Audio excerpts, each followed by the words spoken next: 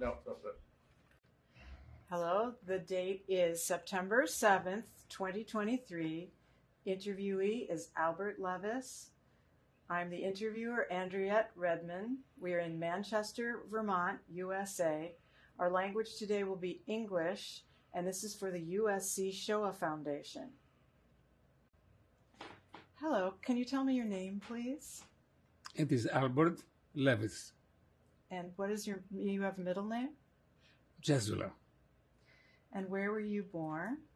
I was born in Athens, Greece, in 1937, on July 13. Thank you. And what is your religious identity, or what was it before the war?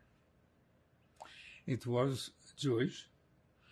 It changed a little bit during the Holocaust, as we were privileged to have false identity cards granted by the Bishop in Athens, who was gracious because he wanted to help us through, knowing well that the Salonika Jews were deported. And then after the war, how did you identify in a religious way? We came back home and we were Jews again. And I was rebaptized in a sense. My name was back to Albert Levis, because during the hiding time, we changed our identities. I was not only Christian, I was Nikolas Theologopolus, which in Greek means Theos, Logos, the speaker of God. And I became a real expert on that topic. So would you say you were Greek Orthodox at the time? At the time, yes, I was doing my cross. We were going to church, and I was quite impressed by the wall paintings, the iconography on the ceiling of the churches. And I was looking, will the angels fly out of there at night? And did you have memories of being Jewish while you were in the Christian church? Did you have memories? Of course, I knew we were playing a game, we were hiding. And it was a kind of an awareness of our circumcision being a mark of and being afraid of exposing ourselves. And it's particularly difficult with my young brother, who was being potty trained back then. So I was aware that it was a secret, a big secret. And we were living very close to a German encampment. And I was very aware of wearing some pants that had a British label. Very aware of playing hide and seek. And once I scared my mother literally. I said, Germans are coming. My poor mother never forgave me for that. But I knew that this was a game, and I was happy to test it out. What was it about the British label that was dangerous? Just like the circumcision and identity of an ethnicity that was on the opposite side of the war. And why would the Germans be worried about a piece of clothing? They wouldn't, but I was aware of it. And where were your parents from? Where was your what's your father's name? My father's name is Moise. My mother's name is Anna. They were both from the community of Yanina, but they had left Yanina a couple of generations before, when Yanina was annexed to the Greek nation in 1886, something like that, whereas the Greek nation was identified in 1821. The Yanina area still remained under Turkish control. And so that was the time when the family left Yanina, and in and moved to Volos, where we established ourselves in a very successful way.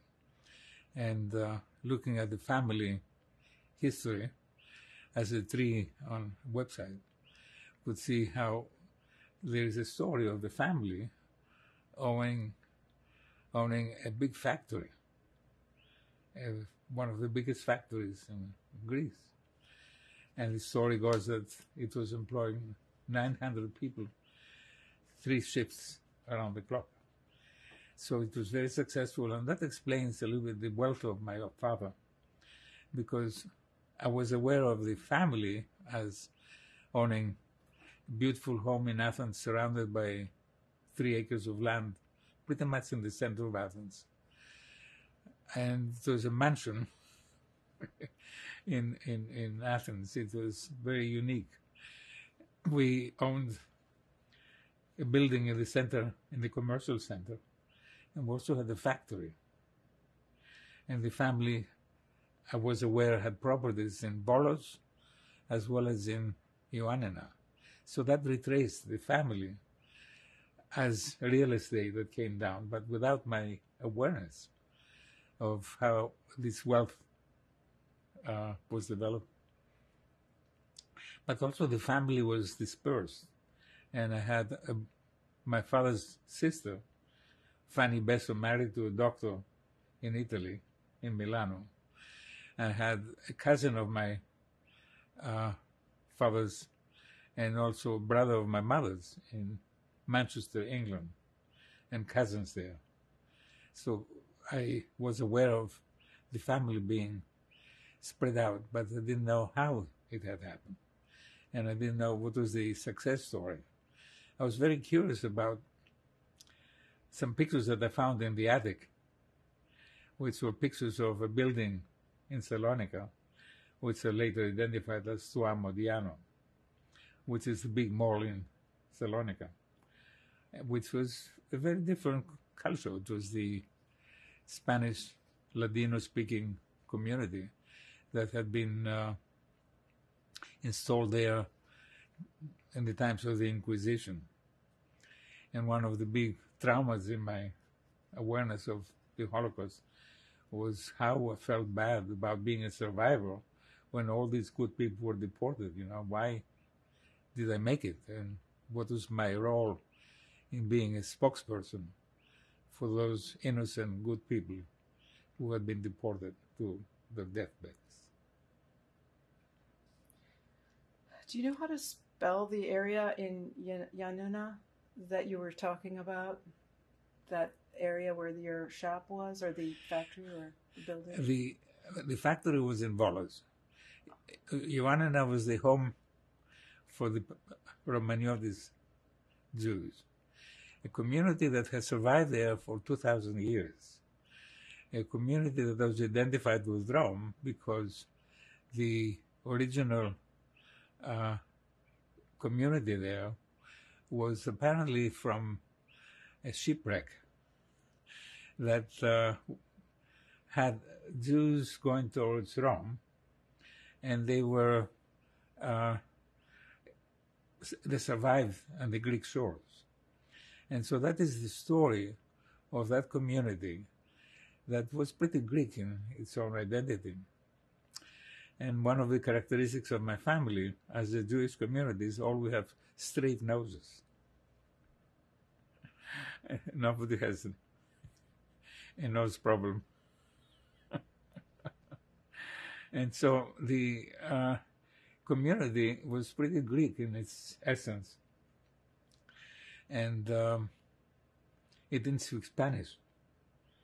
Of course, over the years, there were people from the Italian community and the Salonika community that were kind of fused into the original Romaniotis community. And there was a beautiful girl I was in love with as a high school student, and the name was Amarillo, which was a Spanish name. And the two communities, how did they mix? That was the curiosity that I found in the attic of our house by seeing the pictures of that mall in Salonika. That was probably an investment of my own family. Do you remember the name of the mall? Stoa Modiano. How would you spell that?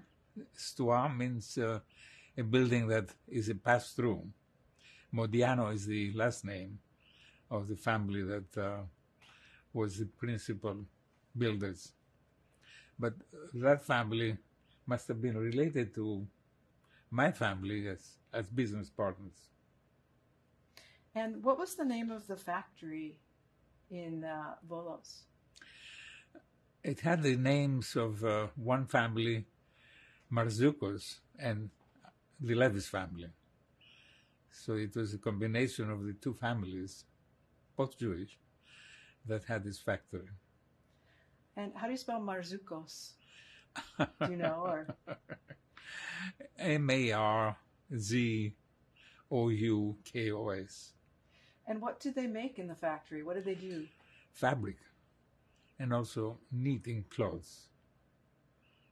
They're very successful, and in the website of the family, there's an image of that.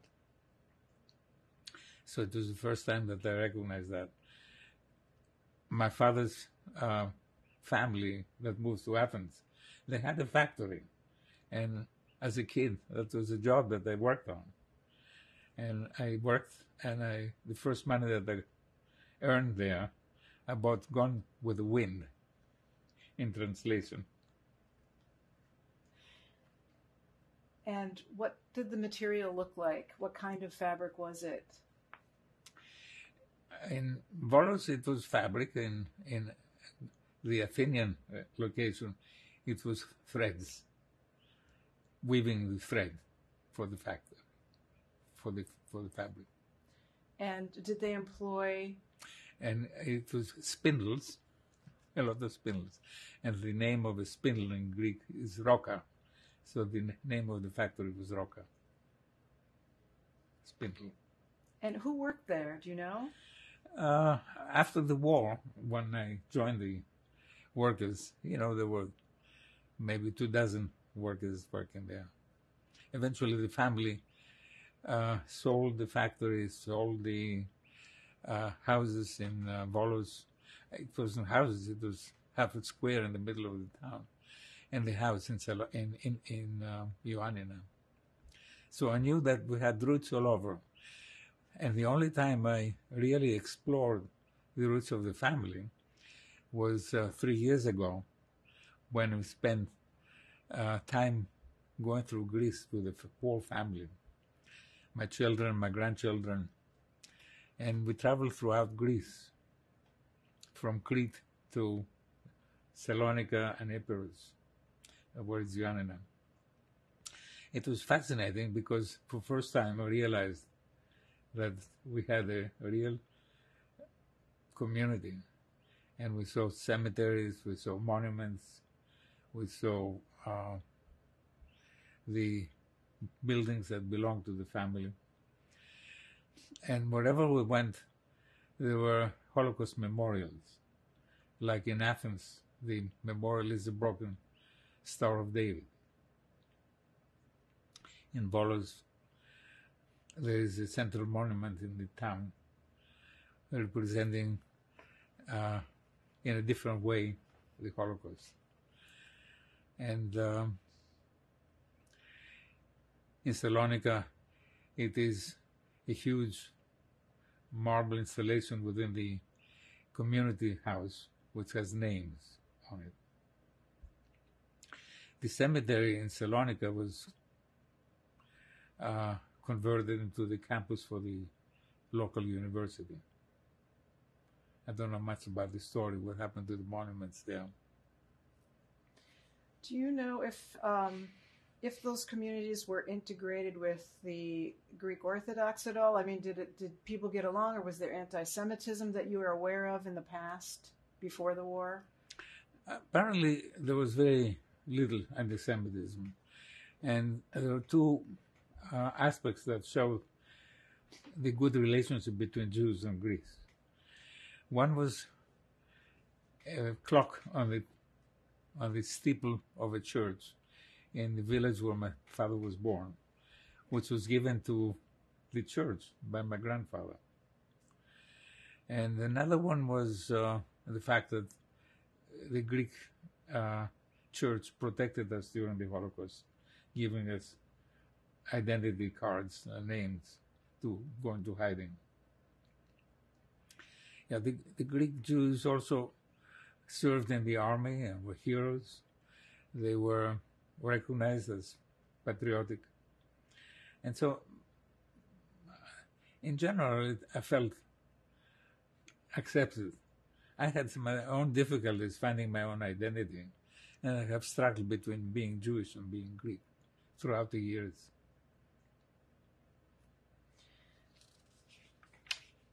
How about your mother? What was her story? Where did she start and where did she go to, and then where did she? My mother came from Manchester. She used as her first language English, and she was having some difficulty with her spelling Greek language. And that from correspondence was mostly in English. My mother and her family began in England, and then they immigrated back to Athens, some of them. And where did they come before that? They were in Manchester, England. I came from Epirus, or Yanina, being that community of Romaniotis. That was very successful in Athens as well as in other countries. Do you know more about your family story on that side, like the ancestry, or the businesses, or what did they work at, or their lifestyle? I visited England when I was in high school and met my family in Manchester. And that was a brother of my mother's. And also there were cousins from my father's side. And so I enjoyed our English identity for a summertime. And that is what I knew about the British part of the family.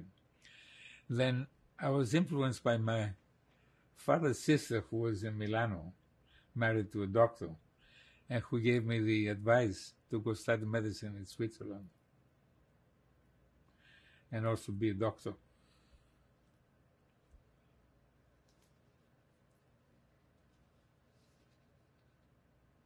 So before you got your education, let's go back to your first memories of growing up before the war. You were a boy. What was that like? What did it look like, smell like, the foods, the sounds? What do you remember? I have a set of pictures that present the family at a very early age. And it was interesting to see the relatives together, well-dressed, and the children between them. I had a great relationship with my father's family as well as my mother's family. And I have a picture of my grandfather holding me on his lap. His name was Jesula, and so was mine. And a little bit behind the chair where my grandfather was sitting was my older brother, looking a little bit abandoned. But he's the one who was a little bit of a bully while I was growing up. For those who've never been to Greece, to where you grew up, what did the streets look like where you lived, like before the war? Or what games did you play? Well, it was very nice that we lived in a beautiful big house, 3 floors, surrounded by gardens. And there was a long stretch of a pergola that was decorated with grapevines, and always grapes in the summertime. And the house had also pergolas attached to the house.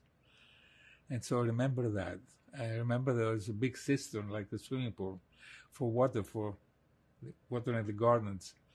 And we used to go there swimming as well as playing with the dogs in the area. I had a dog that followed me to school every day, which was originally, after the war. And I remember when we came back from the war, from the Holocaust, there was another war, which was the communist uprising, civil war, where the British protected the nationalist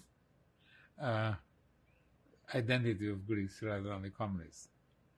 And we were caught in that war, right in the dividing line. And aeroplanes were coming down to bombard the high school that was, a few blocks behind. And I used to play with the shrapnel. And I used to enjoy being in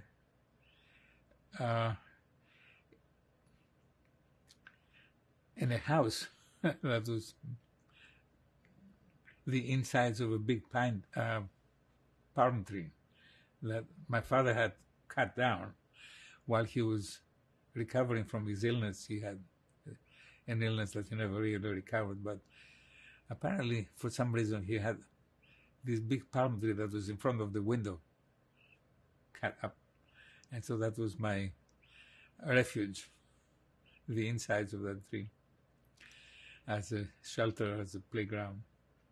So that was a little bit of the kind of memories. And I also remember coming out of that phase of the Civil War, going to school and seeing houses that were blown up, seeing bloodstains, seeing things hanging from trees.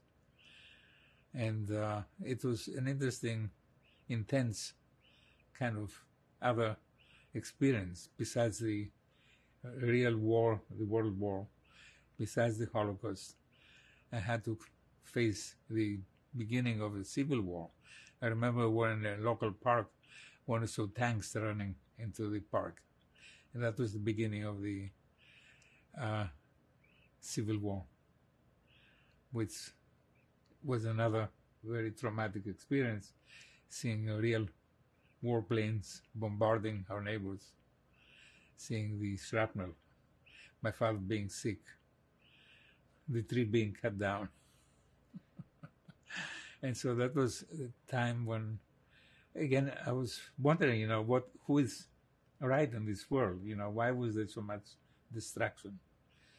And what were the ideologies, communist ideology? And when I was working in the factory, I felt a little bit like a communist. I felt close to the workers. And I was, wondering, what is social justice about? So life really changed for you. When you were very young, was it more idyllic? Was life more peaceful? What was it like? Was it pleasant, or do you have other memories? It was very pleasant, and I had a good relationship with my father. And while the Italian occupation was in Greece, I had friends who were Italian people who were happy to share bread with me. We had a bakery next door, and I was happy with them. And we had a Fiat, which is an Italian car, in the garage. My father eventually was slicing the tires of the car to make shoe soles, and also disabling the car from being taken away. But it was like a Ford back in those days. And my father was wealthy enough to have his own little Ford Fiat car. Wow. And what year was that about? Do you know? That was before 1943.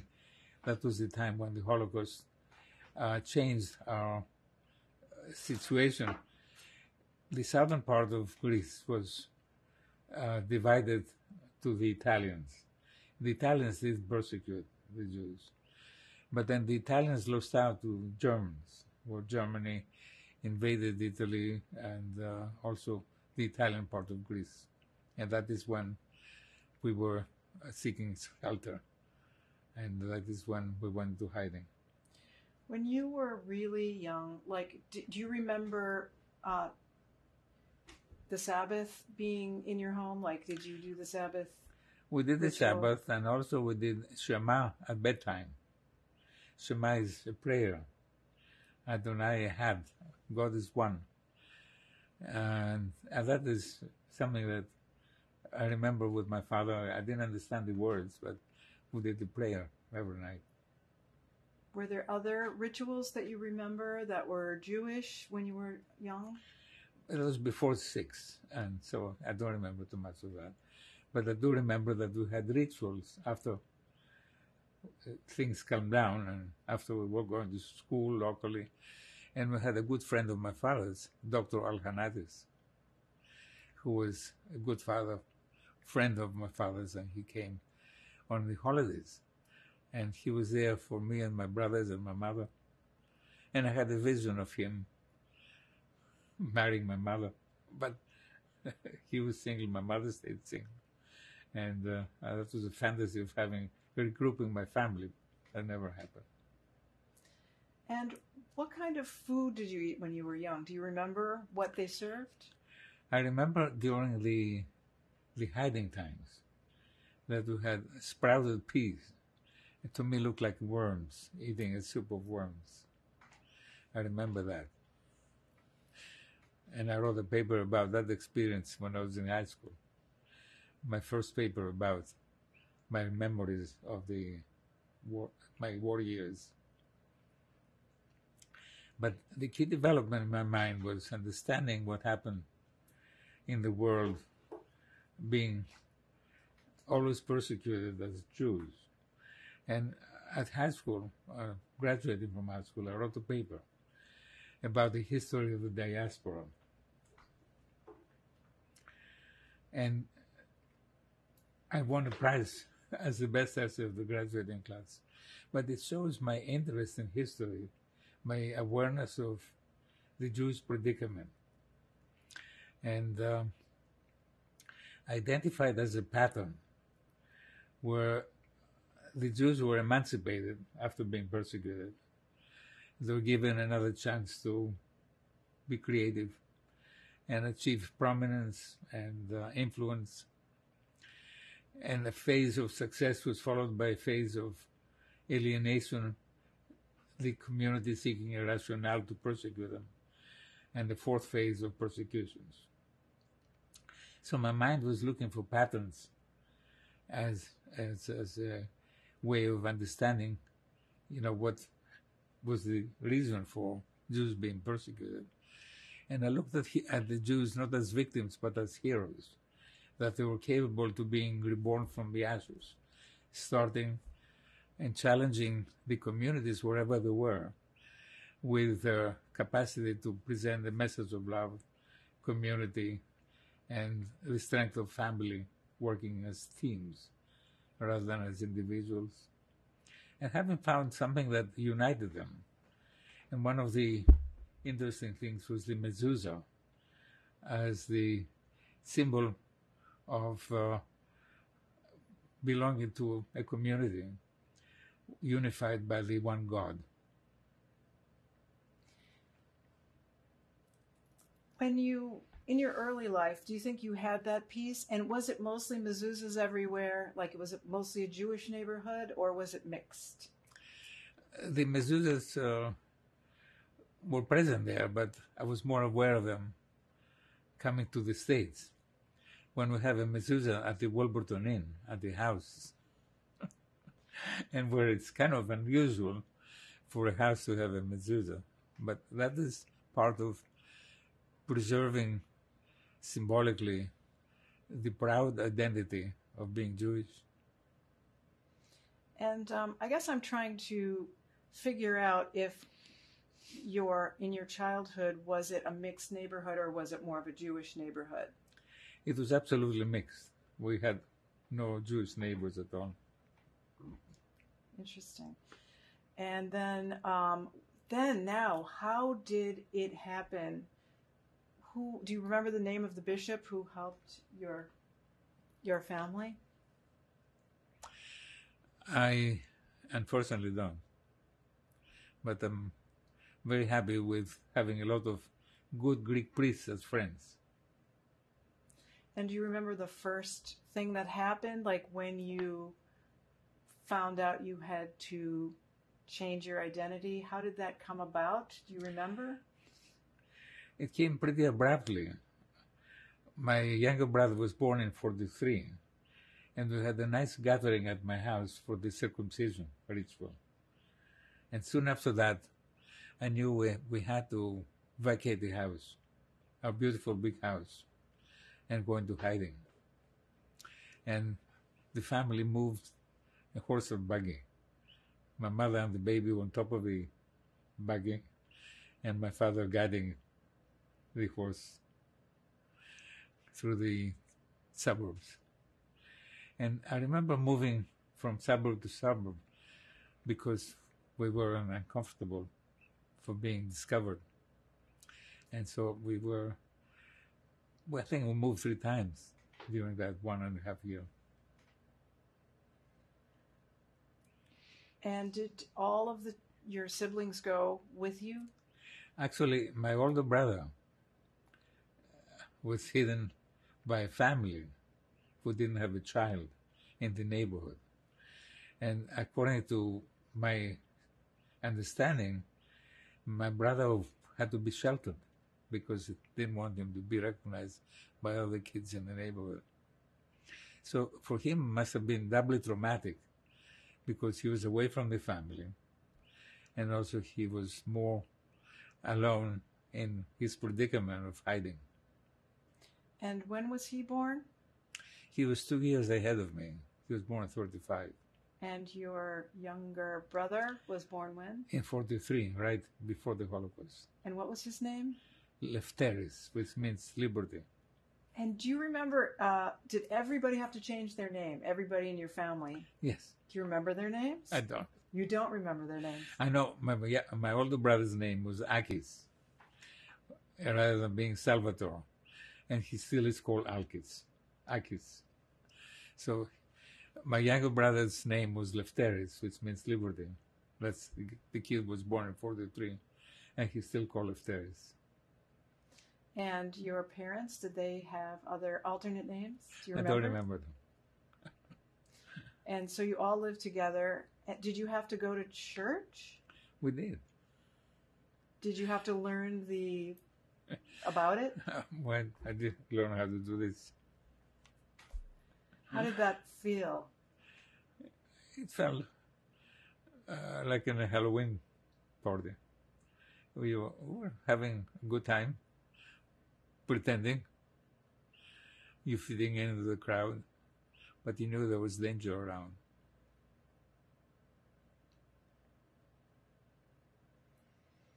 And what kind of education did you get then? My father taught me how to read and write. And he called me Spitha, which means sparkle, which was a flattering adjective. I guess he figured out I was smart. And I had an interesting debate with him about putting accents. The Greek words had accents, like accent aigu in French. And what is interesting is that modern Greece has cancelled these accents. So I was a pioneer in redoing the Greek alphabet at the age of the 1st grade.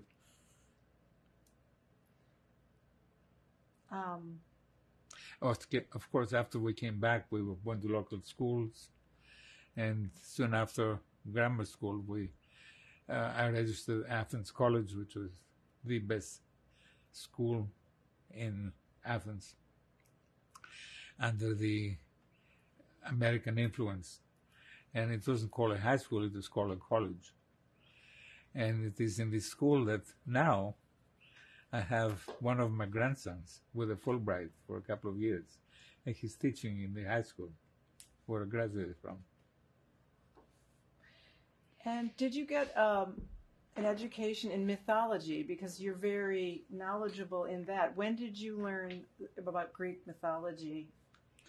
I grew in Athens. I grew up in Athens, going to school, always facing Acropolis and the Parthenon. Parthenon is the Greek temple for the Virgin. Parthenos is Virgin. And that was for the Greek goddess Athena, who was a fascinating concept of, having a goddess. Rather than Zeus, who was the king of the gods up on Olympus, you had his daughter. And so it was interesting to understand the dynamics of the Greek mythology. And I was intrigued and educated in Greek history. By the time I became interested in Greek mythology was then at the end of medical school. I started writing a play about Hitler as in the person of a Greek king who had started a genocidal war, the genocide of the Trojans. And my perception originally was that the Trojans were like the good Jews who were protecting an abused wife, Helen of Troy, who came from Sparta, a place where they threw children on top of the mountain if they didn't like them. And I came to believe that, it was a good Jewish thing to protect an abused woman who ran away from her husband. So I saw the genocide of the Trojans identified as the genocide of the Jews. And I looked at the end of the play where Agamemnon is killed by his wife upon his homecoming as the bankruptcy of Hitler on his home grounds. Of course, that gave me relief of, being able to explain why Hitler should fail in his home affairs. But at that point, I realized that the Greek family was more complicated. And it is the complexity of the Greek family that became the beginning of my study of understanding psychology as a science. And what I saw was a pattern that repeats in the Greek mythology. And I started studying Greek mythology and more in depth, finding things that were meaningful, connected. And I studied Aristotle and studied Plato and mythology and appreciated both the conflicts of the family, the dramatic family conflicts were very impressive, but also how Greece was able to resolve conflicts by developing rules and institutions that have been identified with Greece as a great culture. So the Greek conflicts in Mycenae, that's the Argos, that's the community of the Trojan War, that's the community of the murder of Agamemnon, and also a mother, Clytemnestra, by her children, have the biggest, nicest theater in the world, Epidaurus, where if you drop a penny on the floor, you can hear the echo of it throughout. It's fascinating for tourists because they're experiencing the magic of the acoustics of that theater. And so the resolution of the Greek conflicts led to beautiful resolutions like theater. On the other side of Peloponnesus is the Olympic Games, where you have rules for competition. And that was also a concept of peace, because during the Olympic Games, warriors stopped fighting, just competing, finding rules which inspired competition throughout centuries. And also civilization by philosophers in Athens, by Aristotle, who was a scientist, and also principles of democracy, developing out of the Greek conflicts. So Greece is still a dramatic area, very different from the Jewish culture. Greece is still hung up on riddles of the Sphinx, which also inspired Freud to think of psychology as the lack of conflict resolution in the father-son relationship, in the child being so attached to the mother that he's going to kill the father. And my interpretation of that is what brought me to a different understanding of psychology. But Greece's culture, very different from the Judaic culture, is about challenging the gods like Prometheus stealing the fire from the gods to take care of the people, and suffering in the process, like Prometheus being punished by Zeus, but freeing himself from that by being useful to Zeus, being able to predict, being able to help Zeus, and Zeus being grateful to Prometheus and giving him a wife, Pandora, a woman with a strange box, and understanding that box as the different ways of our attitude affecting who is coming out of the womb. And my analysis of that is respecting Atlas as holding up the answer to the riddles of the world as scientific principles, as energy transformation, the magic that comes from our hearts rather than from the gods, and stealing the power of religion by understanding psychology as a science of conflict resolution, and making religions discoveries of science, different ways of improving the family without ever reaching a consensus on it. And so my understanding of the conflict resolution as a science reconciles and respects religions and integrates them as moral monopolies into the moral science. And that is a very important development as a kid of the Holocaust, who is concerned about history, about the repetition of atrocities and Holocaust in the history of the Jews, but also in the world history, where people have wars based on ideologies or on religions. And over the years, seeing the world repeating these conflicts has been my challenge of having an intervention, a message that can be useful to resolve current problems. And writing letters to Gorbachev, telling him resolving the conflict of communism is not a definitive answer for the moral message to the Soviets, that it would be something that the people would be missing, and they need a new moral paradigm. And I tried to explain to him moral science, sending him a pendulum as a way of telling him about the reality of physics as the new moral paradigm. And I warned him that people would fall into the default paradigms of religion and nationalism before Putin starts putting nationalism ahead of love. And I sent a letter to Wolfowitz before the Gulf War saying the answer is not invading Islam, but trying to understand it. And writing a blog educating Trump, telling him he has a capacity of being a challenger for Islam, but it's Islam as a religion rather than Islam as enemies. And the challenge is also understanding all religions besides Islam. And so that is a blog that I wrote in 2016. And I'm happy to see the evolution of Trump as the Superman who is transgressing, who is testing the limits of what is democracy, psychologically violating the norms and getting punished. And I think people have to learn from the ordeal that Trump is going through currently, to learn about psychology of power management and understanding religions as well as personalities having pathology. It is the pathology of the prophets as well as the pathology of leaders that creates trouble in the world.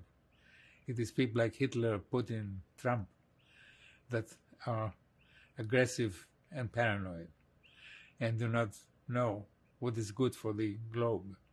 And in spite of our globe being destroyed with the pollution of the atmosphere, bombarding each other and creating all of these disastrous fires on top of the oil depots. And we're trying to clean the air, they're destroying the air. And I think they're aggravating our climate disaster.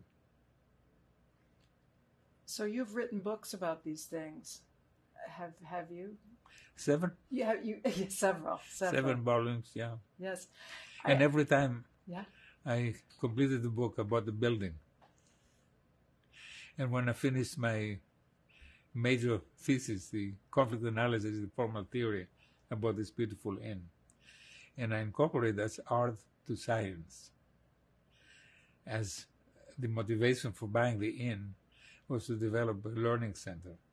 And this on the grounds of this Wilburton that I developed the Museum of the Creative Process, trying to educate people to understand art as having a scientific backbone, conflict resolution, and becoming comfortable understanding art as a scientific phenomenon, as a conflict resolution phenomenon that abides by formulas of energy transformation, and being able to establish that the unconscious is creating conflict resolution as a mechanism, as the software of the mind, and being able to demonstrate that with the art exhibits, and being able to develop a paradigm shift from believing in stories to see what is universal in all stories, as a secret to understanding both ourselves, our leaders, and our gods,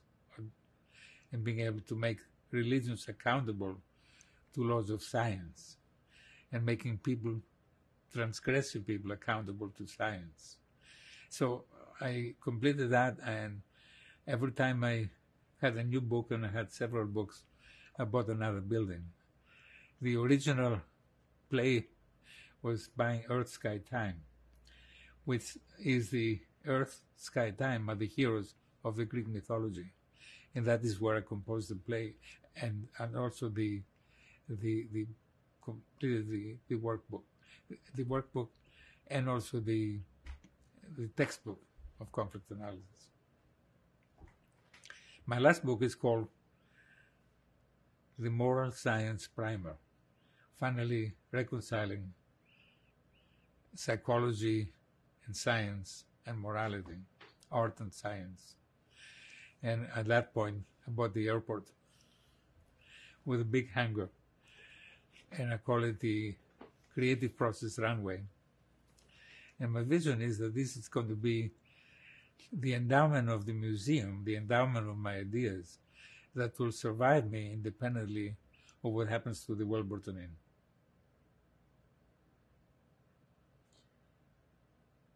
You have a rich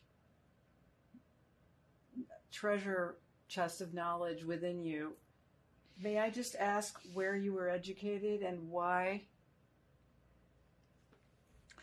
I guess my education was both in schooling and in college. I finished this high school, which is a great high school, with an English influence in Athens.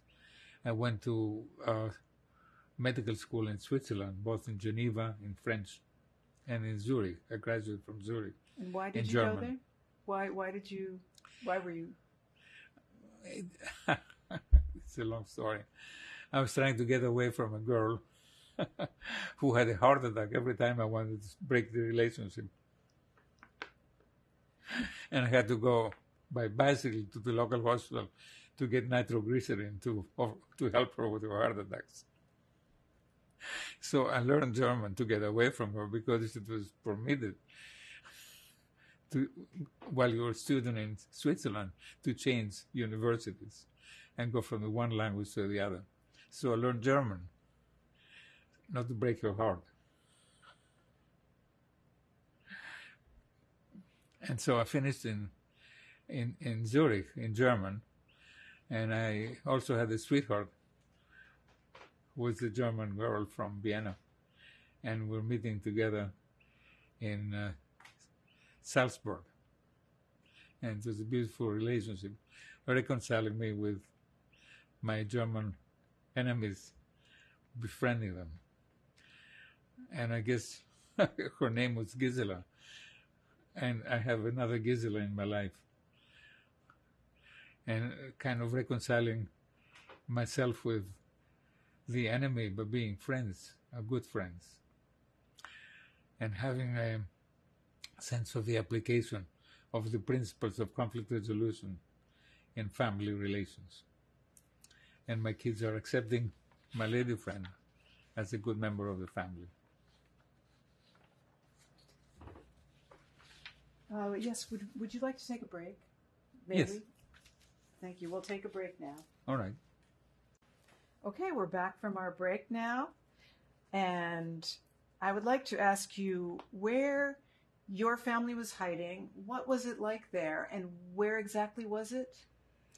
So there were different places we're hiding. I remember the best one place which had a glass room, something like a greenhouse, where you had surrounded by glass and you could see the outside. And this is the place also where I remember the aeroplanes and the bombardments as the family was seeking shelter underneath an arch away from the glass. And that was the last place, and it was located in an area where there was a house in ruins, and I remember exploring that house and being scared of a stairwell that didn't have a banister, but it was like a haunted house. And I remember playing with other kids in that area. So it was interesting, mysterious life away from home in a new world. And that kind of experience was interesting because we changed places. But that was the longest place, and that is Marousi, which is a suburb of Athens. How do you spell Marousi? Marousi. And what kind of games did you play with the children? I'm just curious, what was life like? Shrapnel. What did you do with shrapnel? That was precious. We treasured the craters of the airplanes, bombardments. And it was something very different than playing soccer. And who was bombing? Well, the British airplanes were particularly active during the Civil War, Communist Civil War. But that before that was also during the war with the Germans.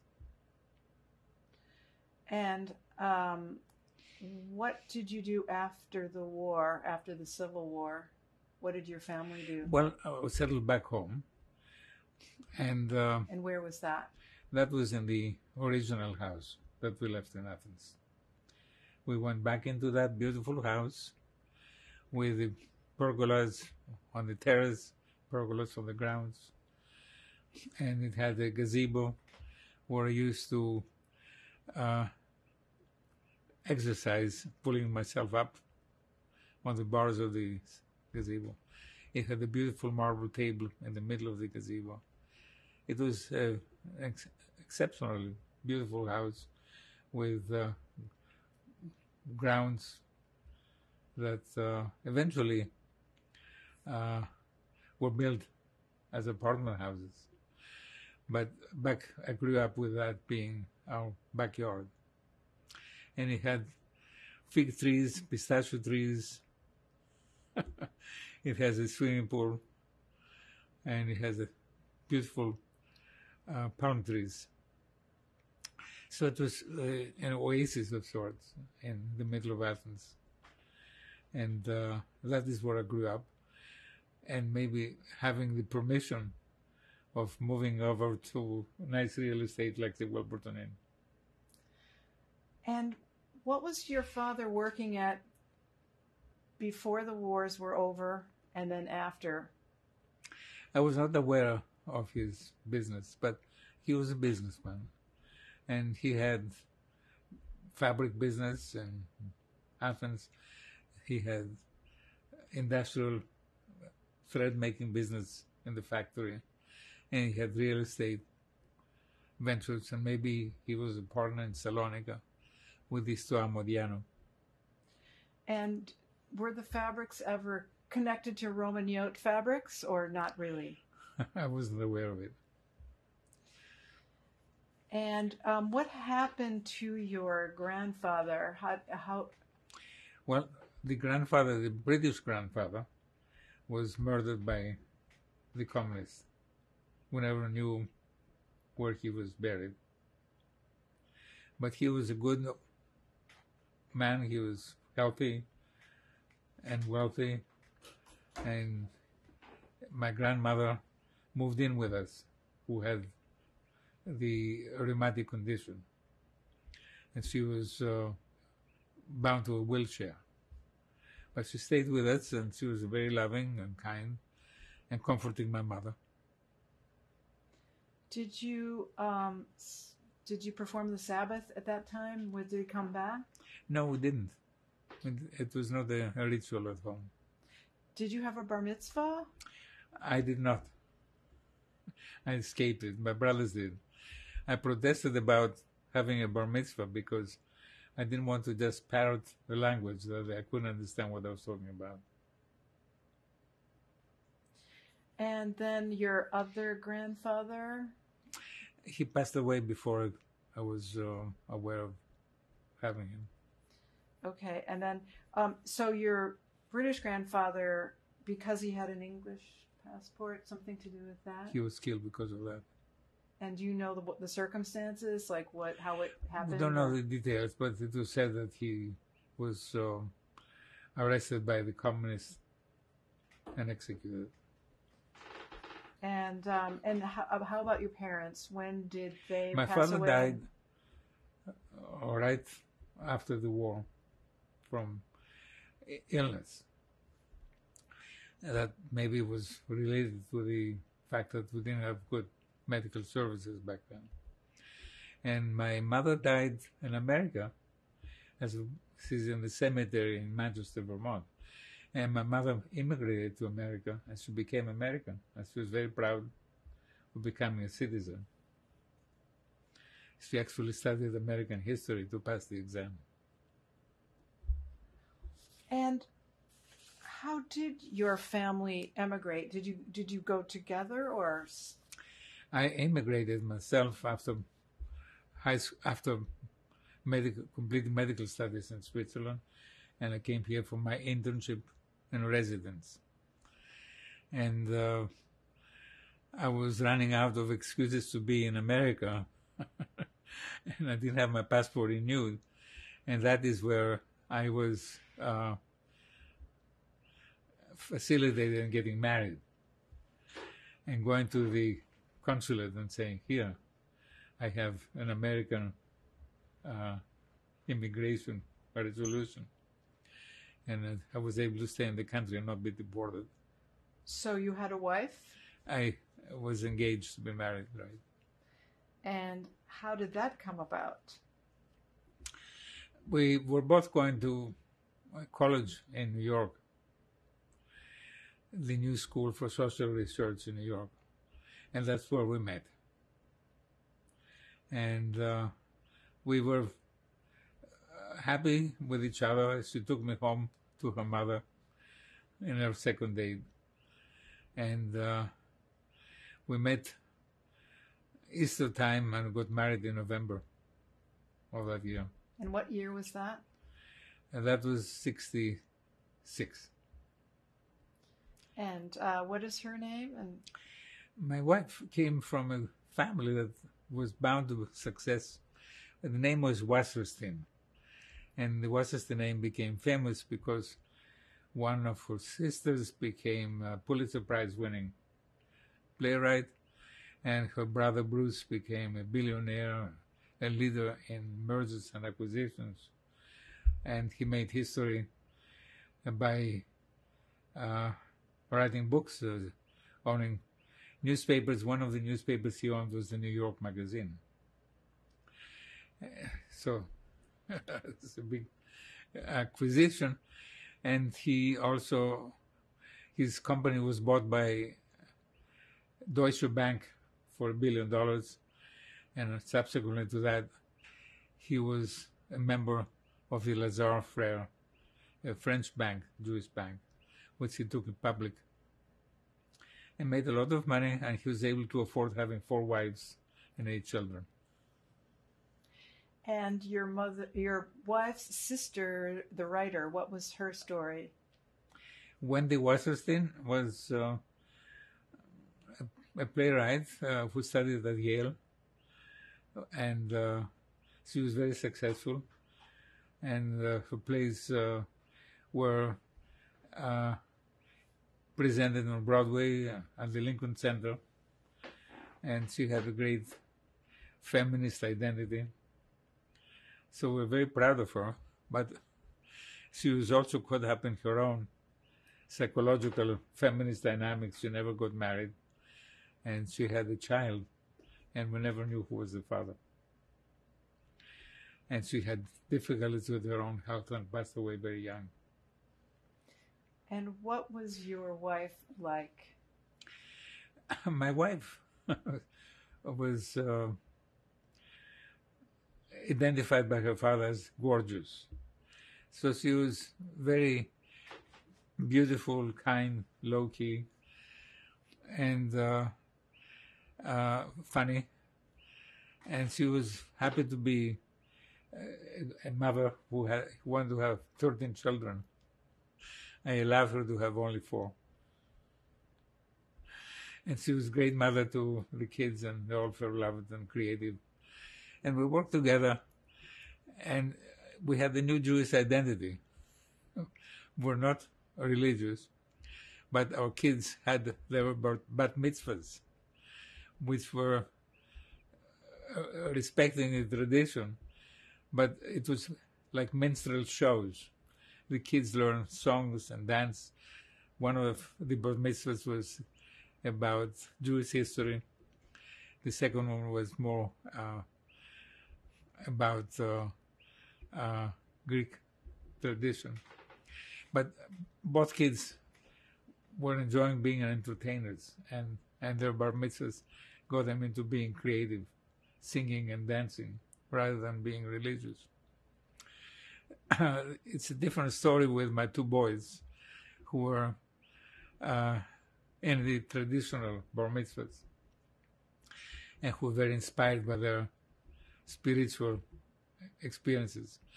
And so they became religious, and they're still religious.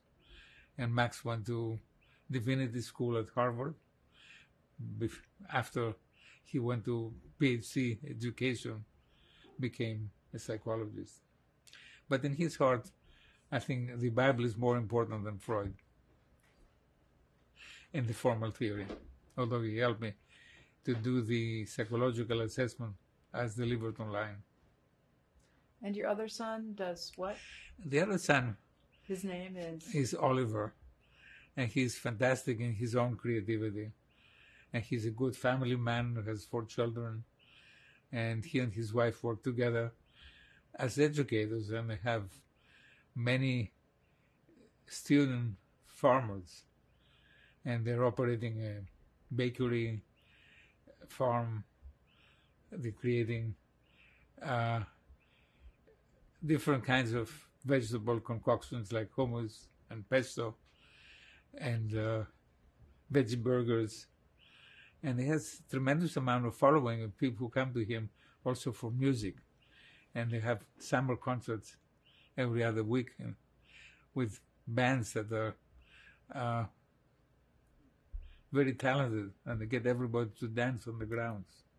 So that is an interesting combination of tradition, because the family celebrates their Sabbath nights every Friday with challah bread and candles and wine. And on Sundays, we have community musical parties.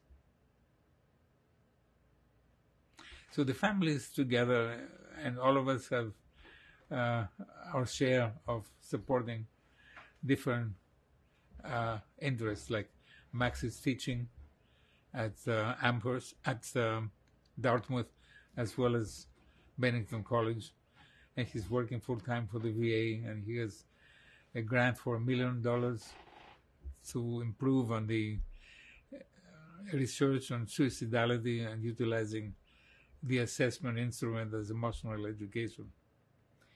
And your girls, what are their names and what do they do exactly?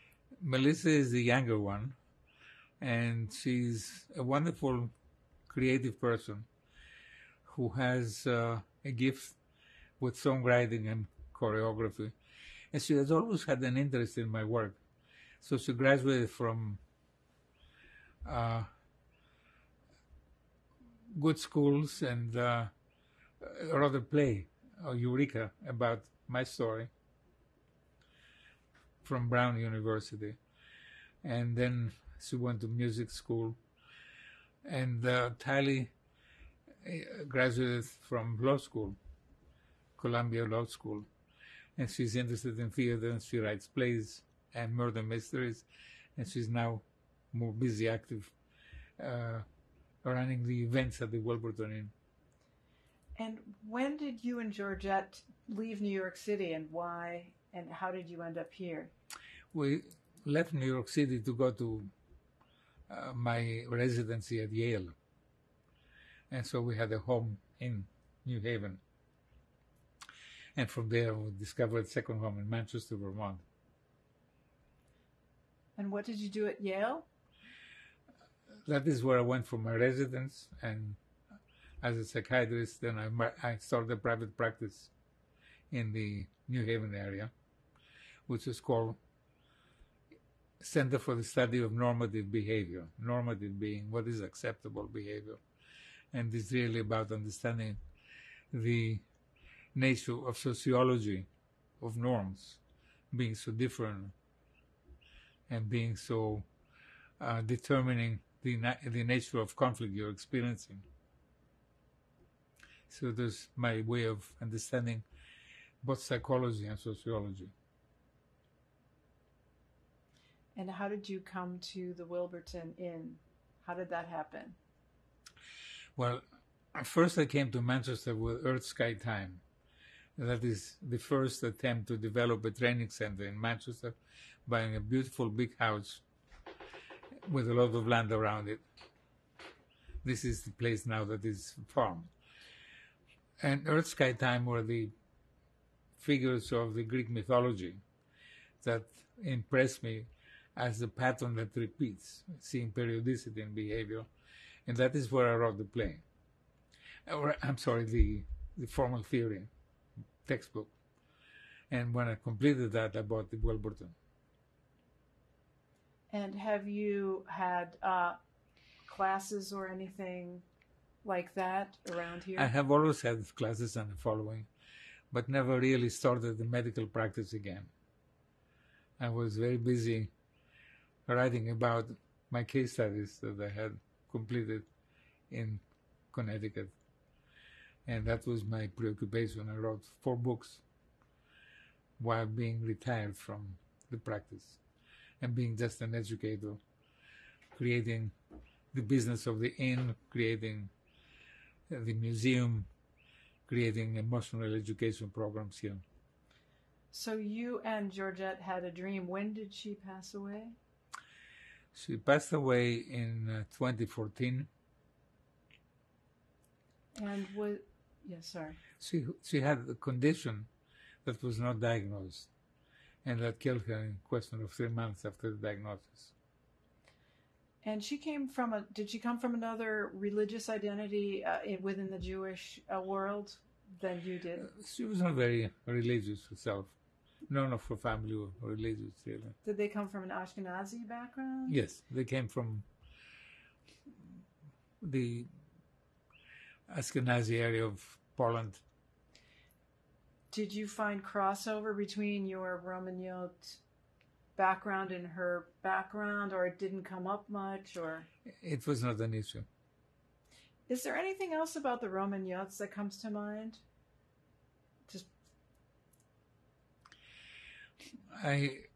I'm aware of the fact that they're historically identified with Greece, and that they have straight noses, which shows that they have given up some of their racial physical characteristics. So the heart as well as the noses may be a little bit more Greek.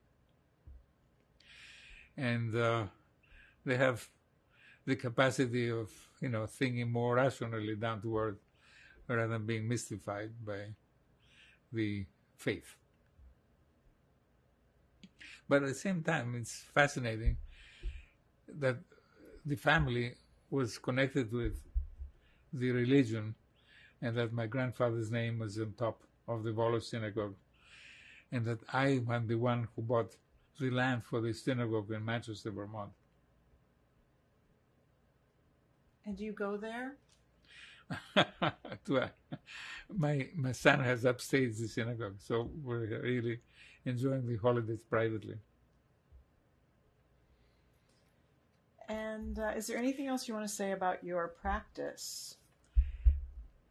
Well, one of the interesting things about my practice as an innkeeper is that we held here the Kol Nidre dinners over the many years, inviting the Jewish community to have dinner at our place free of charge, and celebrating the Jewish community in a hospitality way that is remarkably Greek. And do you have any theories about or observations about the Jewish community here? It is a great community. It's fascinating how the Jewish community has emerged in leadership of the town in many different ways. They changed the character of the town from a sleepy New England town into a place with outlets. And so Ben Halbin, a Holocaust survivor, changed the architectural layout of the center of the town. Beautiful Madison Avenue type of boutiques. It created the change of the looks of the town. And another family built also, another Jewish family, built more outlets. Then Rudiakovs brought music to the town. And so the town has a tradition in the arts. There is a doctor by the name Joshua Sherman, and whose wife and he bought the media of the community, 4 journals, as well as the Free Flyer. Then there is Applejack, Appleman, who is licensing artists and who donated the money for the local community playgrounds. And he built the place where we're celebrating sports events. Then there is another group of art-minded people who bought a most fantastic monumental house, which is called the Marble House. And they invite artists to spend there 2 weeks at a time during the summertime. So the Jewish presence is subtle but important. They're professionals. They're in the arts. They're into real estate. And of course, myself, I'm an entity as well, buying the most beautiful location in Manchester, which is adjacent to the Lincoln estate, the Hildene, which is adjacent to the golf course, which never had Jewish people in it. And I'm representing conflict resolution while the Hildene represents the major conflict of the Civil War in America. The contrast also is kind of in parallel, because currently the Hildene is a museum, it is a farm, it's a wedding center, and we are a museum, a farm, and a wedding place, but also a hospitality place, because we have several buildings where people can stay. And the inn is a cultural wedding center, cultural destination, where I feel that the ritual of marriage has to be much broader rather than just a religious ceremony. And I like to share with my guests the story of the history of love as a sculptural guided tour. retracing the history of religions improving the family and the challenges of having a family. What else can you tell us about the sculptures around here? And one of the buildings I bought here after I finished the museum book is called Telion Holon. And people wonder, what does this mean? And it means perfect universe. And it means a symbol of what Aristotle described as the essence of Greek tragedies. Greek tragedies being perfect universes of an emotional process. Perfect universe is the transformation that happens in the creative process from conflict to resolution. And Aristotle identified that.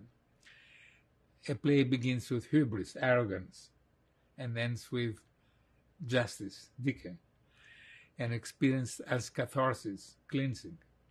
And what is catharsis is what I have defined as what does the unconscious do as having a relief of conflict resolution. It's an attitude change. But now it is based on formulas rather than ascribing that to God. And so Aristotle and I have an interest in the perfect universe of ideas. And I feel like he's my true spiritual guide in understanding psychology and religion as a scientific mechanism. And that is my message. And that is my contribution. And that is my identity as somebody who is celebrating Judaism as having a great paradigm, but now it's more irrational, based on understanding the creative process as reflecting the divine in our hearts that we have to learn about. And that is where this is a healing message from a Holocaust survivor. Because the problems of conflicts of the Holocaust is a universal problem for the Jewish history, it's world history. And this is the basis of all the conflicts in the world, not being able to understand responsibility of the humans deferring to the divine as ill-defined divine, and not understanding either the humans or the divines. But with the help of my Holocaust story, I believe we have a new moral paradigm. And I call the new religion the science of conflict resolution, and reducing the metaphysics as well as the biology by understanding emotions as energy transformation. And love is the essence of defining the human. Thank you. thank you. So what can you tell us about this photo? This is a remarkable moment when my grandfather, Jesula, was visiting us at the house where we live. And here he's sitting comfortably in front of the piano. It's a Bass-stand piano, grand piano, in our home in Athens. And I am Jesula, Albert Jesula, have his name. And you can see what a nice gentleman he is. He's British and Greek. His British passport is what killed him, because he was visiting 4 years later when I was 7 years old, 6, 7 years old. And that is when he was caught by the communists and considered dangerous because he had a British passport.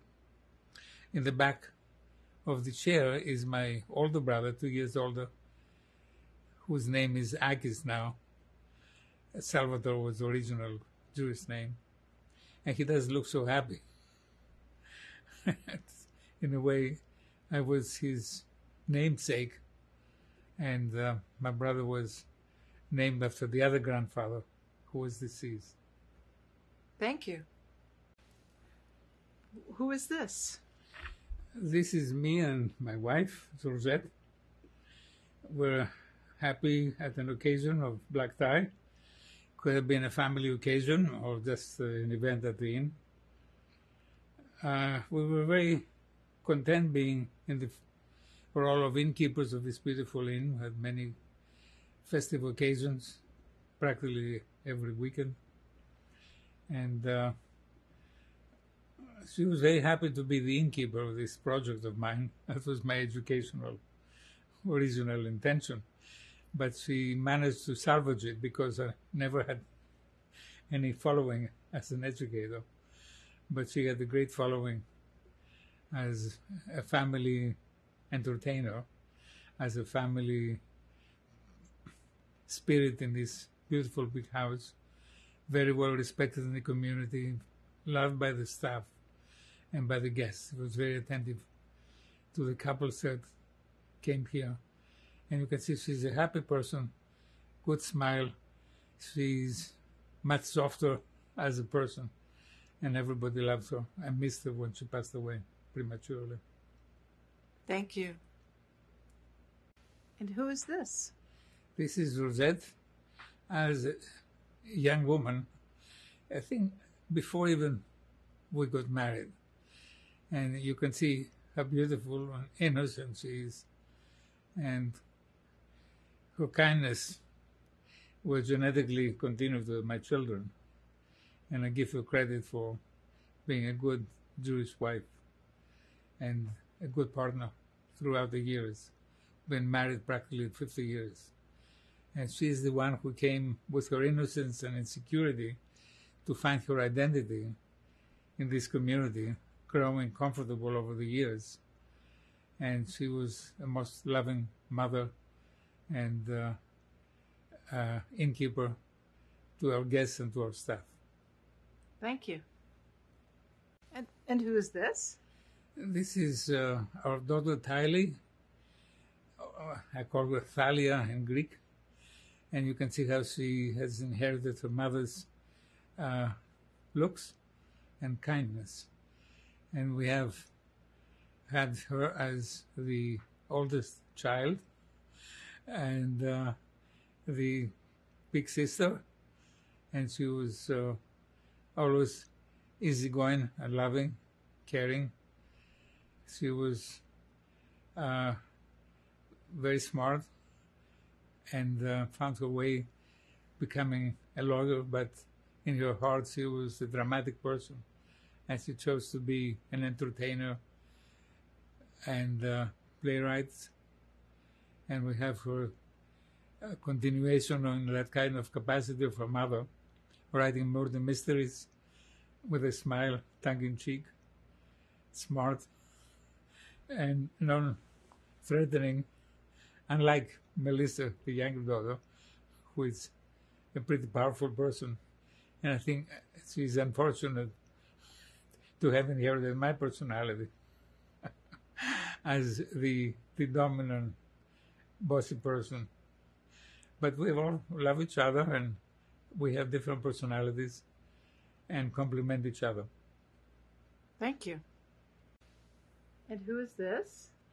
This is Melissa and Max.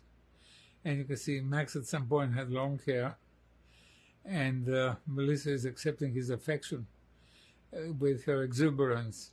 So Max is like Tylee, my oldest daughter, a very easygoing, low-key, modest, unassuming person who is brilliant, and he's the psychiatrist in the family.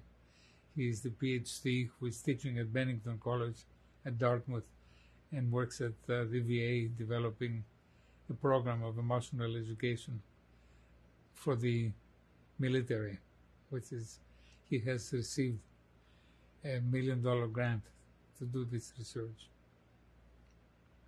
Thank you. And So, who do we have here? the family had 4 children, 2 girls and 2 boys. The 2 girls are older, the 2 boys are younger. And you can see here the personalities of these 2 boys. Oliver is enterprising, a very dynamic person. Max is shy and quiet, kind, and supportive. And the two boys are getting along very well as brothers, and they're partners in their agricultural property. But you can see how they're wearing fisherman's caps. They have a Greek influence in the family, the Greek identity. But one is the captain and the other one is his assistant. Thank you. And what is this?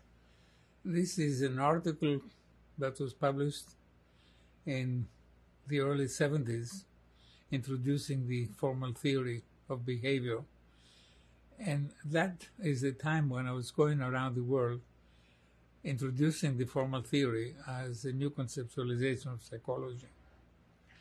And this was a reprint of the article and introduced by a number of scholars.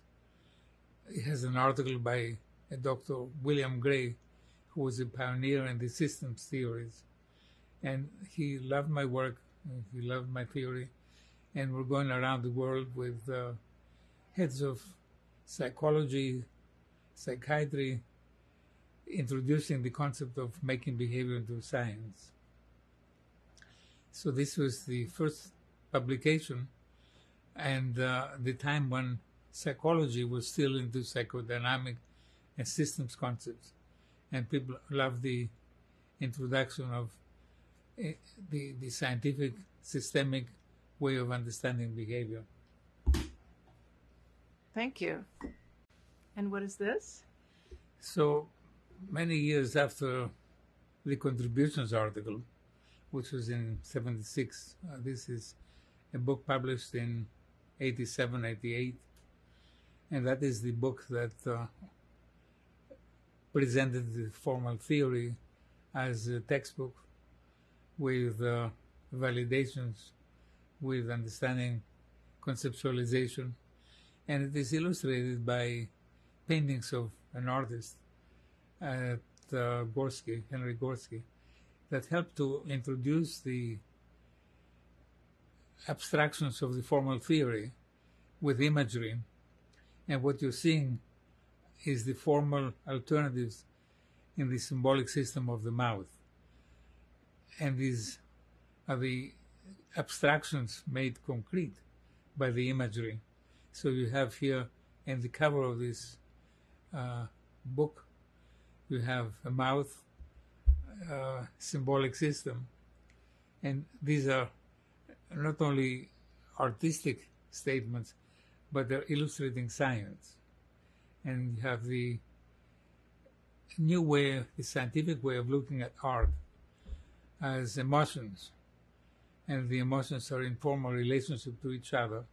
So what you're seeing here is the mouth oppressed, the mouth screaming, the mouth kissing, and this is the God's mouth kissing Adam underneath, below. And then it's the mouth of the artist in the center of a crucifix with an eye and a tear of blood coming down the canvas.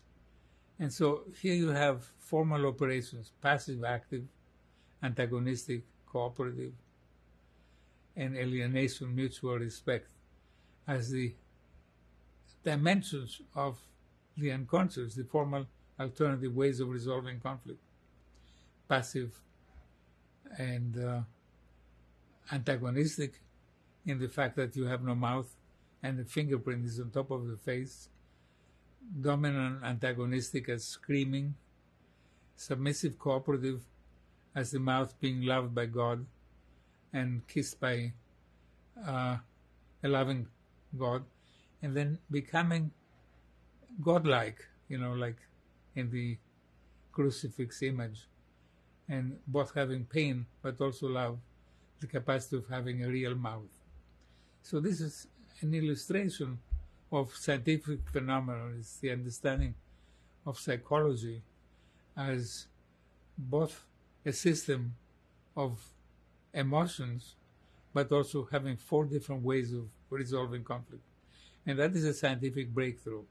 And this is the book that I published in 87, 88, and that is when I bought the Wilburton Inn as a place to integrate art and science. Simultaneously with the textbook, I also published a workbook which uses creativity for self-discovery. And that was the validation of the formal theory by people using creativity for self-discovery, and that was a healing mechanism. So I knew that we were here celebrating a scientific breakthrough, and with that encouragement, I became an innkeeper, and the inn was incorporated as art to science. Thank you. And what is this? A companion to the textbook was the application of the theory. If you can understand the unconscious as a scientific phenomenon, then you understand the use of creativity for scientific analysis of the person. So conflict analysis training is a psychological assessment integrated into an educational program. And so this is a book that, along with the textbook, made me feel that I had to buy the Wilburton Inn, and I had to develop an awareness in the world that behavior is a scientific phenomenon, and that conflict analysis, with utilizing the conflict analysis battery, was the way to educate wellness rather than illness. But it was also helpful as a therapeutic method. So this was the scientific breakthrough applied. It's not only we had theory, but we had its applications. Freud never developed a psychological assessment. But unlike Freud, who developed the therapeutic approach of free associations on the couch, I had a manual here where you had associations organized along a number of metaphors to reconstruct the syndrome of 6 emotions that was creating instantly insight and emotional experience, catharsis, the understanding of yourself as resolving conflict by creating art and analyzing the art. And so this is the first psychological assessment that is a self-assessment that helps to identify your relational modality wellness diagnosis, if you're dominant or submissive, cooperative or antagonistic, as well as reconstructing the process, the pattern of the 6 emotions. And this is something that eventually I represented with murals of 6 role states, presenting the pictures of the emotions. So unlike Corsi, who had paintings where you could see emotions, we created art that you could identify your emotions and have an emotional experience that is therapeutic as well as diagnostic. Thank you. And what is this? So this is a book with the art exhibits on the grounds of the Wilburton Inn, which is incorporated as the Museum of the Creative Process.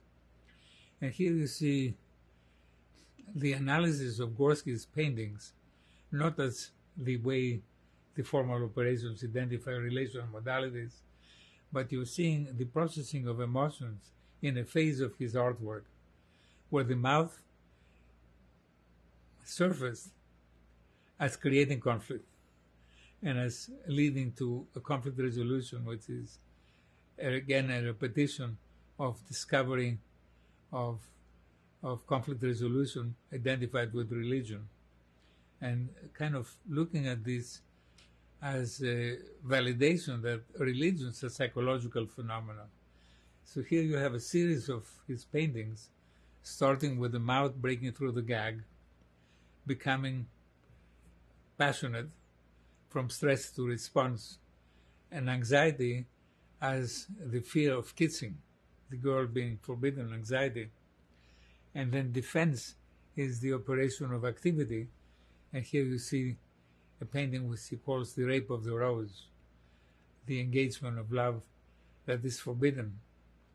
And a reversal is the Nowhere to Hide, a painting which shows a sense of remorse and regret, and a resolution, a compromise with the two images of crucifixion, and one presenting the artist, his eye and his mouth centered on the cross and halos. And the idea is that the conflict of kissing becomes a conflict that is resolved with a punishment and kind of an identity of remorse being resolved with a sense of developing a compromised attitude in his life. If you're a married man, you don't kiss, you don't desire kissing. And so he discovers being a good Christian as a person who is willing to be crucified, punished, and accepting moderation in his behavior. We paused, and now we're picking up again. So the imagery that I have chosen to put in the book here is the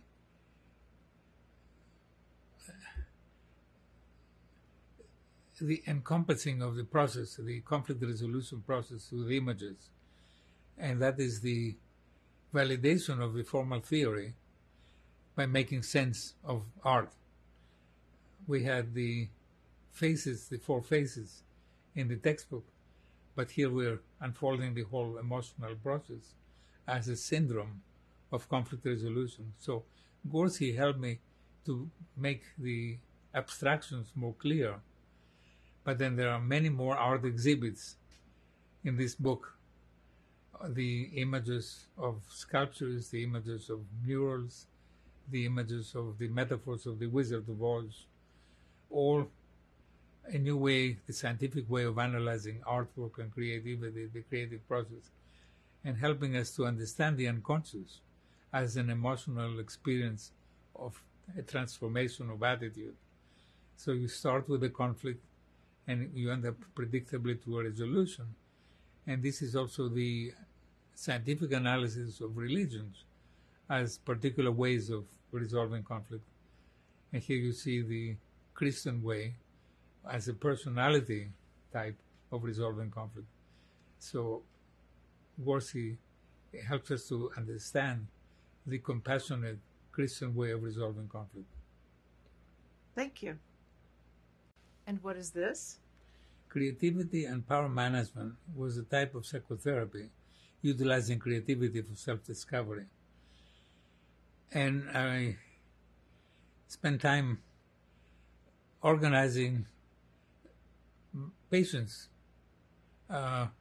therapeutic experiences utilizing art, as utilizing creativity for predictably developing a therapeutic experience. And so in this volume, I'm validating the formal theory not with art, but with the personal creativity.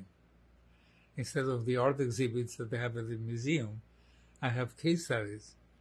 And we're organizing these case studies where I have case studies of patients validating how beautifully the artwork utilizing the conflict analysis battery help people to understand themselves and resolve their conflicts and become well people in a very short period of time, utilizing the method of self-analysis of the emotions being organized both as sequences and also as resolutions.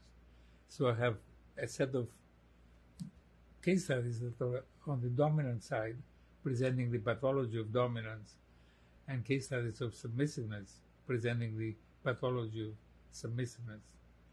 So here you see a wellness education, which becomes also very useful as an ideal therapeutic approach. So this is the clinical application of the formal theory, utilizing the conflict analysis battery. The second volume that was also published at the same time is about the applications of the formal theory utilizing conflict analysis battery delivered online and also delivered with the moral monopoly as an educational program.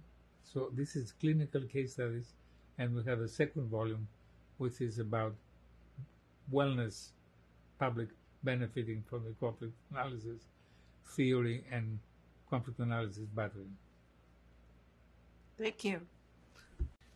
And what is this? So this is the educational application of the formal theory and the conflict analysis battery. My son Max, as his thesis for becoming a PhD doctor, he created an application of the use of creativity so that you can do it online. And the assessment asked people online to do the artwork, to complete the assessment, the self-assessment, to also do the inventory, which helps a person to identify his personality type. And so it was interesting to bring people to Vermont as trainees and do their artwork here with the workbook. And it was interesting to see the same, being able to do it online with people who were paid $15, $20 to do the assessment. And to see how useful that was with the comments that people completed at the end of the processing of the online delivery of the assessment. And it was a validation, a massive amount of people who comment on the experience, affirming that it is diagnostic, therapeutic, and educational without being a therapy, without being a therapist, without being in a prolonged exploration of psychotherapy. And this is another validation of the importance of this scientific breakthrough, helping people to understand themselves without being a therapy. Thank you. So this is the final book in which I'm claiming that psychology has become a moral science. And I have here a picture of one of the murals that are in the sanctuary, which presents the American flag modified, stars and stripes, representing the emotional makeup of religions and ideologies being measurable phenomena.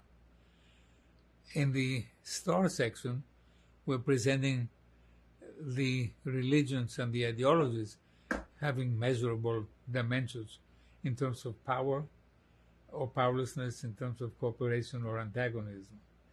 The stripes on the other side present in three sections the conversion of the art to science as the top right, the transmission of a pattern across generations in the Greek creation stories, and the variability of the conflict resolution sine curve as corresponding to different ways of the undulations in the religions.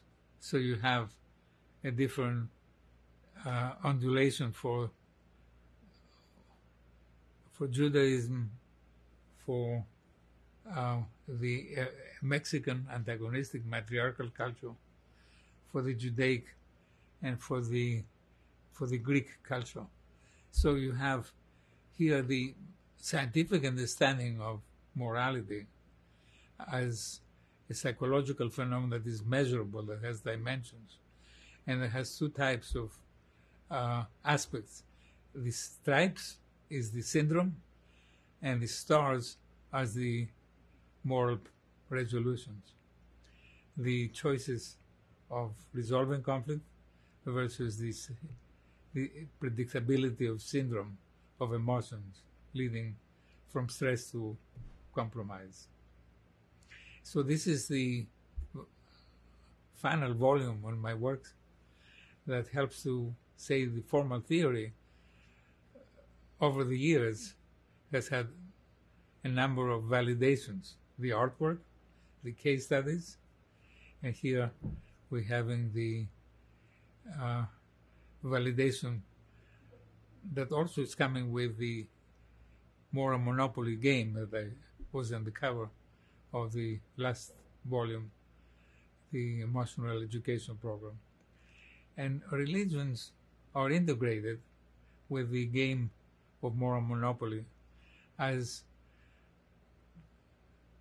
an evolution of scientific discoveries that improve the family in stages as a circular phenomenon of the card game, spade to the heart, being a periodicity predictable both in the individual and also in cultures, as pursuing improvement of conflict resolutions along this predictable pattern. And so this is my flag of the United Metaphors, helping people to look at the world as choices we make, cultural choices, being able to agree that we have a paradigm that is scientific, helping us to understand ourselves and our religions. Thank you. And who are we looking at? So you're looking at my grandmother, Zoe, who is the mother of three of the people there, two boys and their wives. So Nissim, Moise, and Fanny in the center are the daughters of the lady in the center, Zoe, who is a grandmother on my father's side. And you also see the wives of Nissim. You see the wives of Moise, my mother, who is on the left. And you see Fanny's husband, Besso, who is the doctor in the family, but in Milano. And you also see my cousins as well as my brother. I'm the little boy on the right next to my father on top, on the right, and my brother on the extreme left. And you see Olga and Mirella, the two girls of Julia and Nissim. So this is a really beautiful moment in the history of the family where people look happy and love, and the kids are loved. And this is before the World War. I must have been 2-3 years old. So timing-wise should be right before the World War in Athens, Greece, at a parental home. Thank you.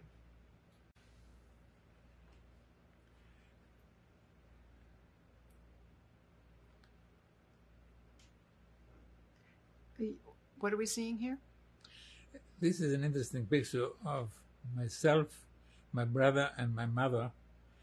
This is beautiful to see the happiness of that original family right before the war. And I'm a cute little boy on the left. I'm sorry, on the right of the picture as you look at it. And my brother on the right, my mother. I'm on the left of my mother. So he's 2 years ahead of me. He looks like he could be 5 and I'm 3. Thank you. And what is this? This is Yanina. This is beautiful craftsmanship from the original location of the Romagnoli culture and family.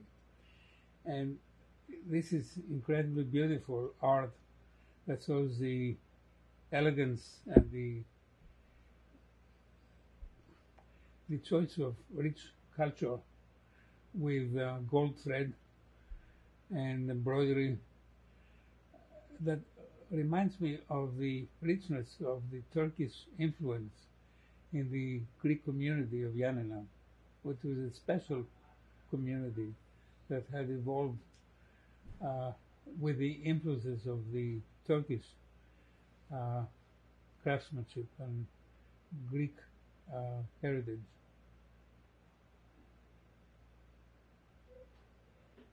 Thank you. And who are they? Well, this is a picture from the book of Sisters, which was a successful publication. And it captures the three sisters, Wendy Wasserstein, the playwright, my wife, Georgette Wasserstein, and Sandra, the oldest sister, who also emerged as a prominent business executive at the top echelon of a New York bank. And so this is capturing the three sisters, loving, happy, and at a very successful moment in their careers. Wendy was the Pulitzer Prize winner of theatrical writing. Josette was the innkeeper, and Sandra was an executive in the bank. Thank you.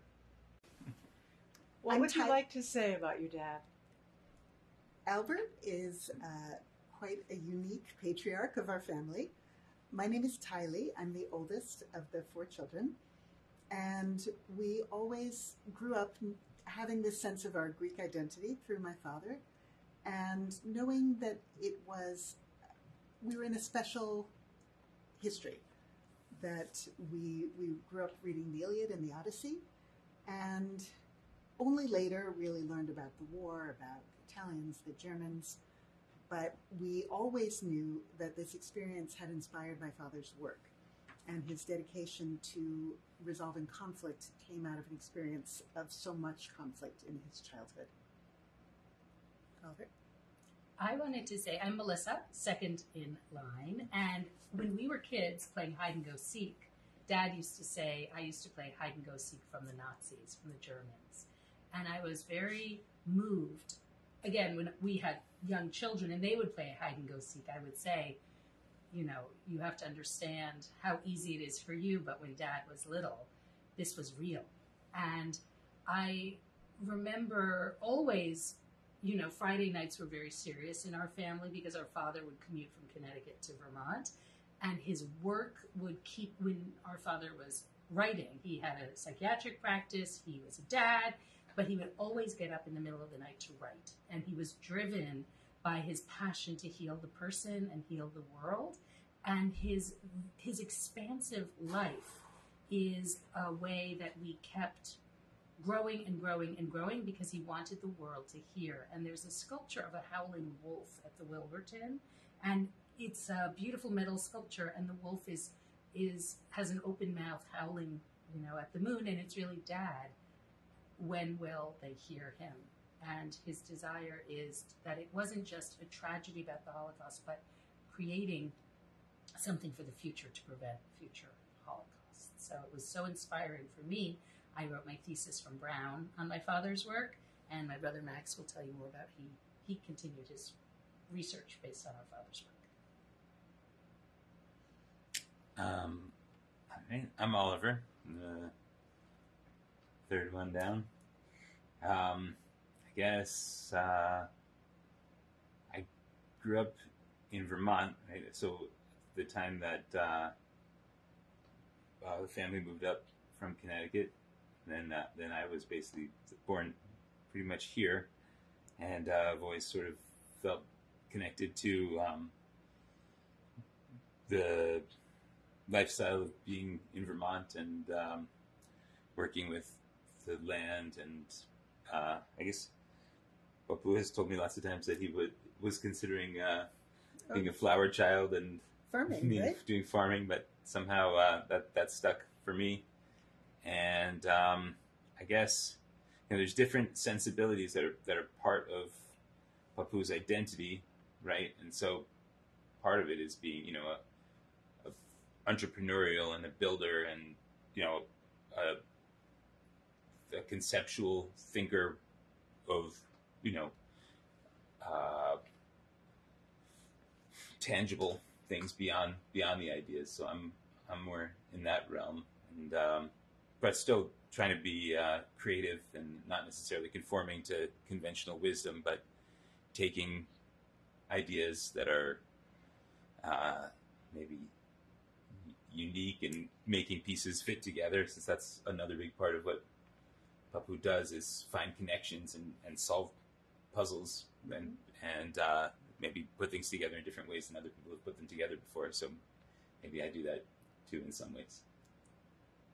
Definitely. I'm Max. I'm the youngest of this birth order in this generation. Yeah, it's fascinating to hear you guys talk about our dad and how everybody has different names and like ways of referencing. I think I, for the most part, call him Alberto. Somehow, I don't know why I've fallen on the, like some Greek reference. Maybe it's a sign of my trying to put us both on a level playing field to establish, more non-hierarchical level of friendship or collaboration or something. But I definitely grew up as the youngest with a very strong sense of carrying on the legacy, and as I think all of us have. But I think that has been a vision which has been uniquely kind of fostered in me, and somehow I've had the good fortune to at least be somewhat connected to a bunch of these publications and these stories, and from a young age kind of been involved and interested in mental health and in mental health research, but also in Judaism and exploring religions. And that was something which, as a young child, I remember going to explore not just synagogues, but also like monasteries, and going to visit, all different types of religious communities. We went to conferences. We went to South Africa to spend time with the Dalai Lama and all of these kind of international gathering of religious communities. And there was always kind of a drive behind that, was with curiosity to understand, to kind of integrate, to see commonality. And I know that is a lesson which has come out of the war experiences, to kind of see beyond just the immediate and to understand the pattern behind kind of what we see in that depth. And, it's interesting how we all integrate these.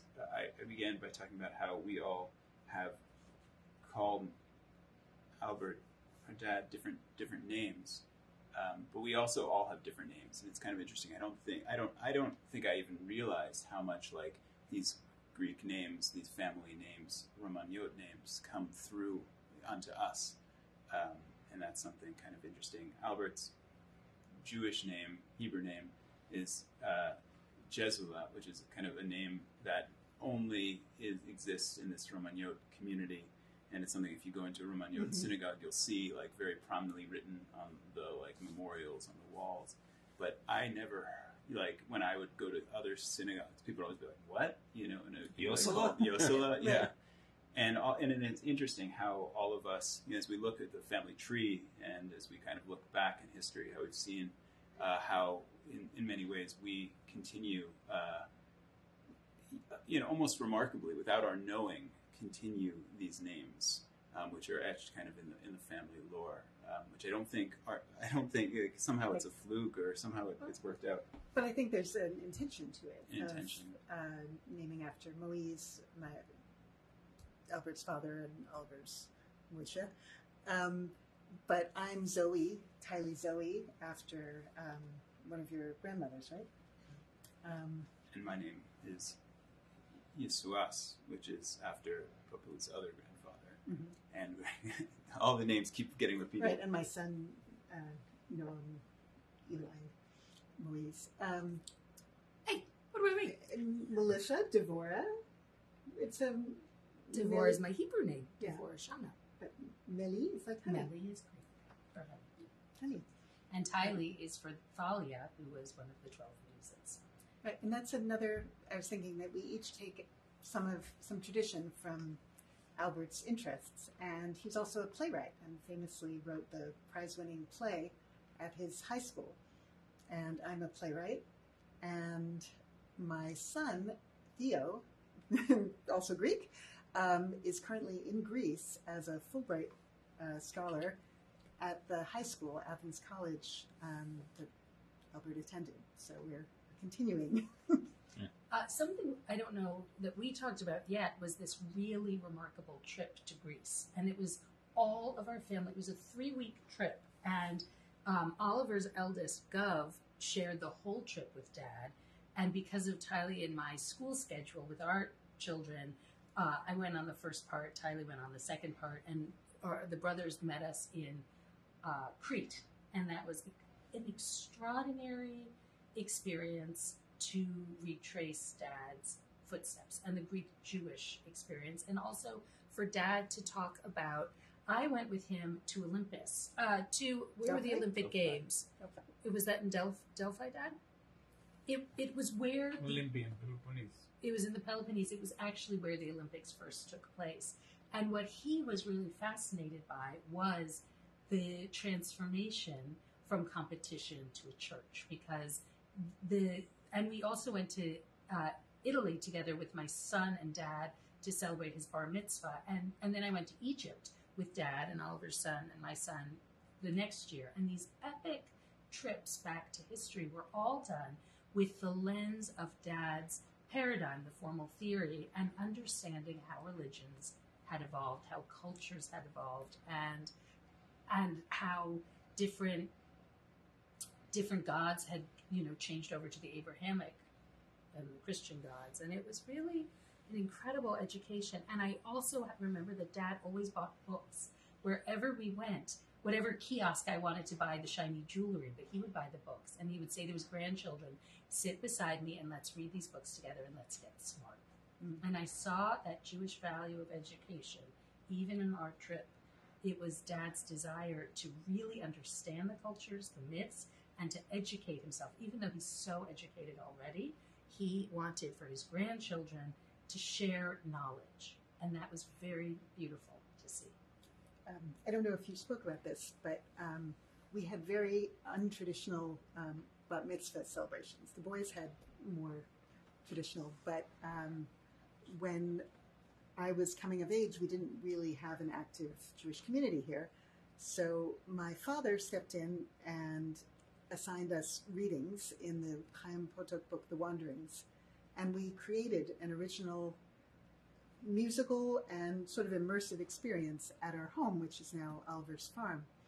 And we started in the Garden of Eden, I guess, and we had a tractor and we had signs and painted on them, sections with prophets and judges and historical events.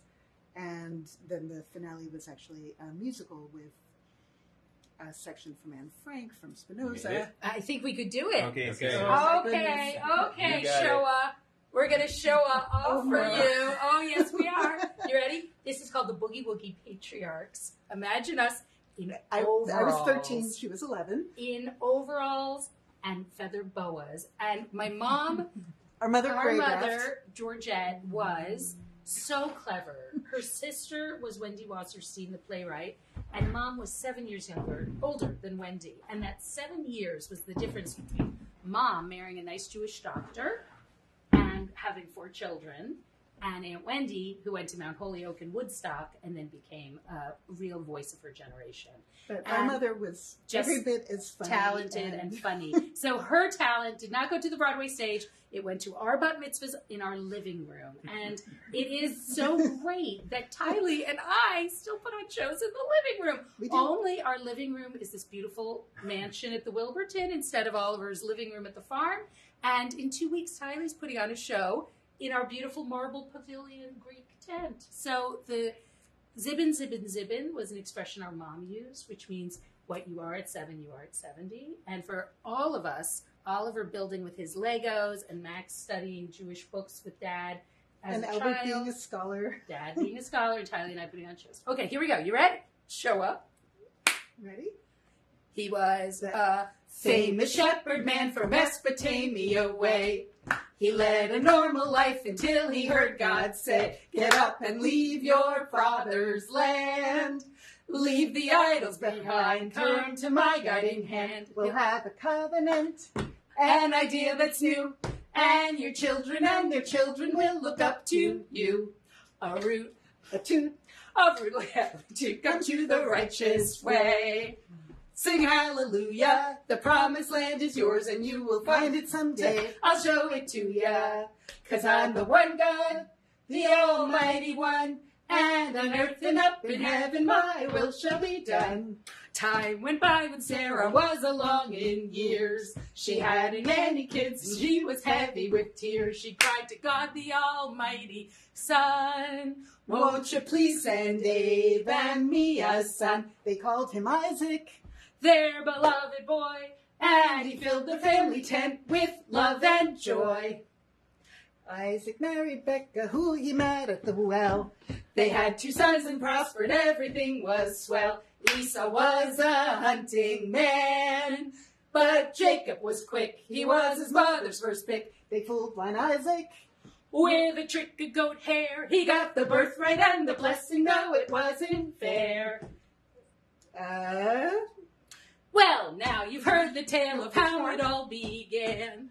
From these 4 forefathers there became a clan, and their seeds still multiply. Like the sands of the beach and the stars in the sky. They were wise men, they were good men. They were the boogie-woogie patriarchs from way back when. And the most mortifying thing is, first of all, we pull that out at Oliver's son's bar mitzvah, Tylee's bar mitzvah, my bar mitzvah. But every Passover, we all went to my grandparents' apartment on 77th and Lexington, and Aunt Wendy would always bring fabulous theater dates. And she brought Frank Rich. New York Times theater critic. And Mom, I think we were in I was in 6th grade. We were a little bit old to be doing this. And Mom said, older now. girls, you must perform for Frank Rich. And we did in Grandma's sweaty apartment. And Mom was so proud of us. And she was so talented, but Wendy was so mortified. And Frank Rich was so polite. But, now that we understand what Mom had really written, it was an excellent recap. We forgot a couple of the patriarchs there, but she really made... She made it accessible, and she, wasn't a, religious scholar, but she was a musical theater person, and she found the stories, the human interest stories, the love, the generations.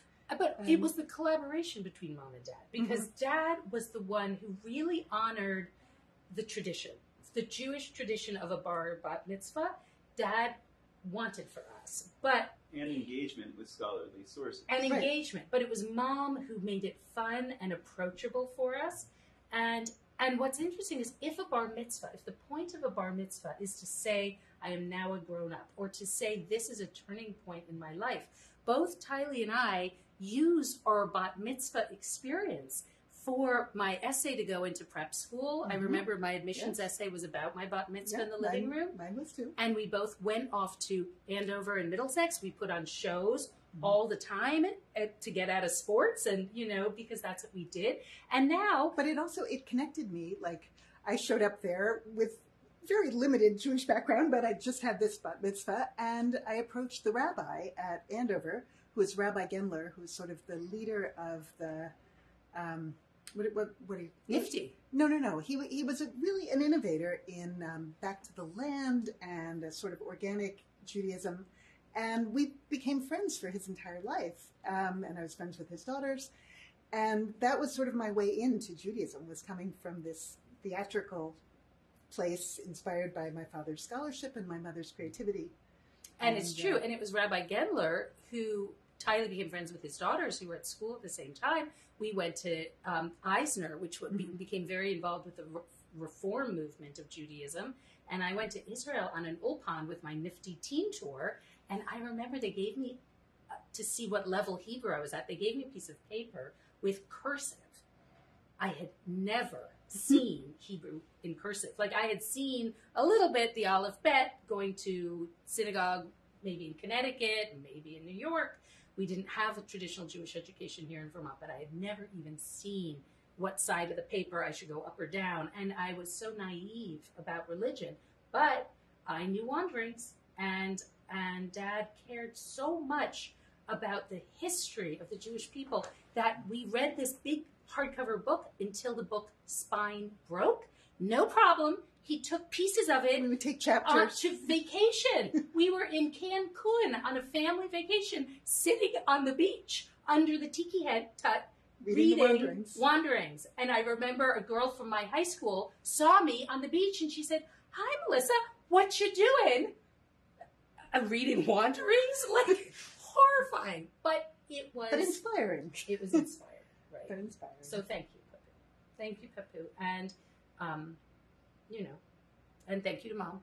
And what a joy it is to grow up having a father who's inspired. And the lady up there is the lady who inspired them creativity and love. Thank you. Good. We paused and now we're continuing. Is there anything you would like to say? Sure. Something that I guess it just occurred to me, or was reminded of, the idea that that has resonated with me particularly is the sort of freedom to innovate, and I have tried to instill this into my kids. I have my wife and I have 4 children, and we grew up as 4, so it seemed like a good goal to stick it to. But when my first son Gov had his bar mitzvah, I made a song for him that it says, the road is not narrow, there's no road at all, which is something which the words that start to that song, it says, Rabbi Nachman talked about a narrow bridge, said the point was not to be afraid of it.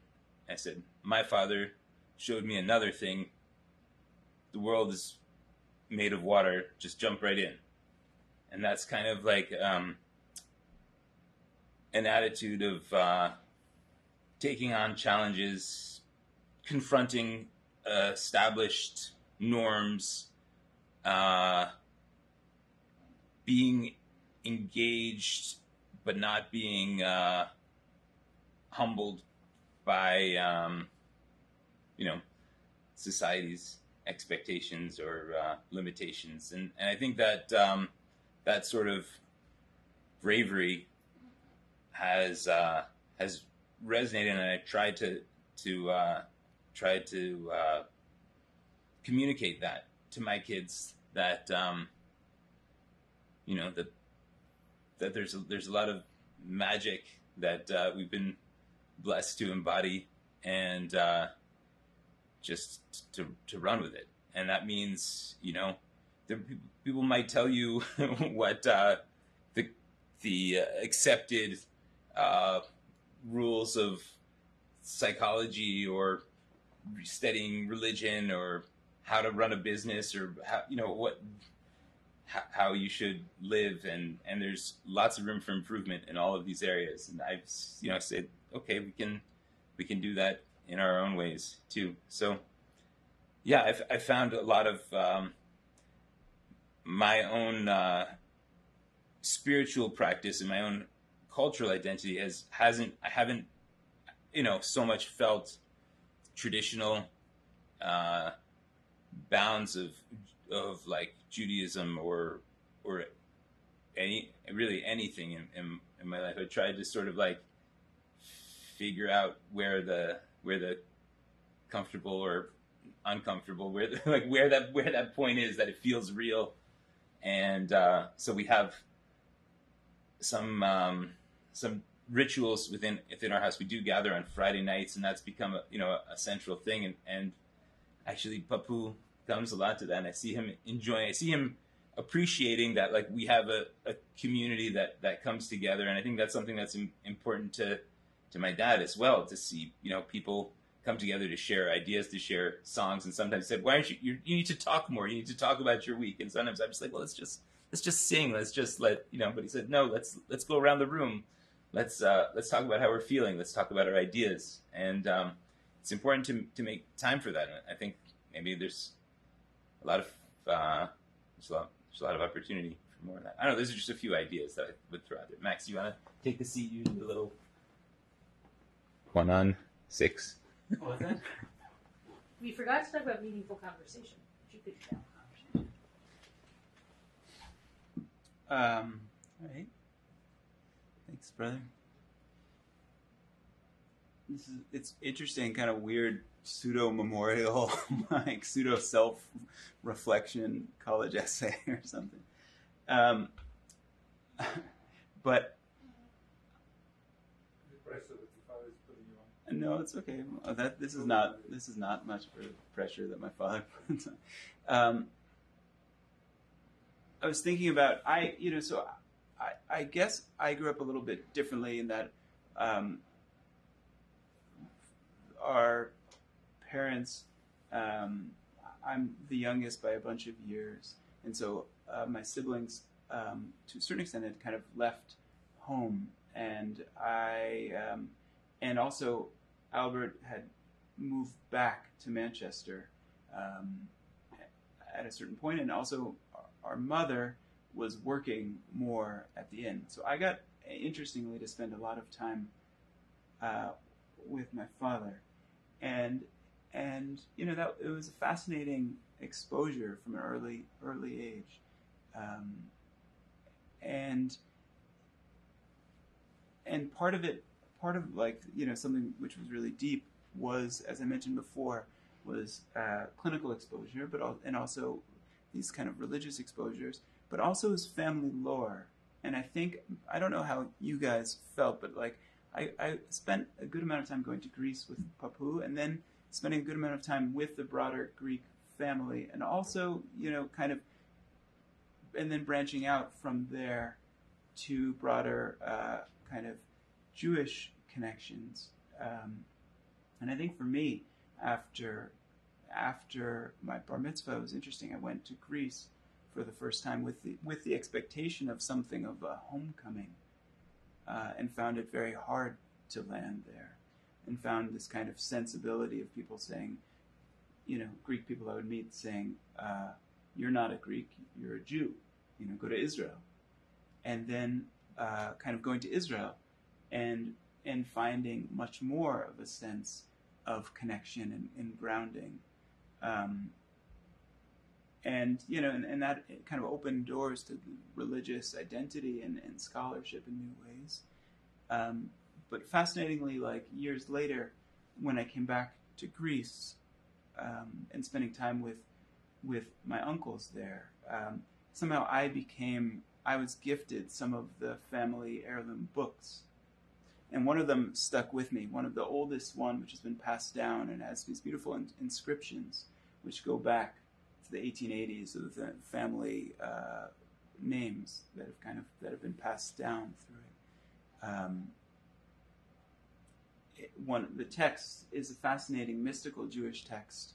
The Romagnot community is kind of known for kind of its mystical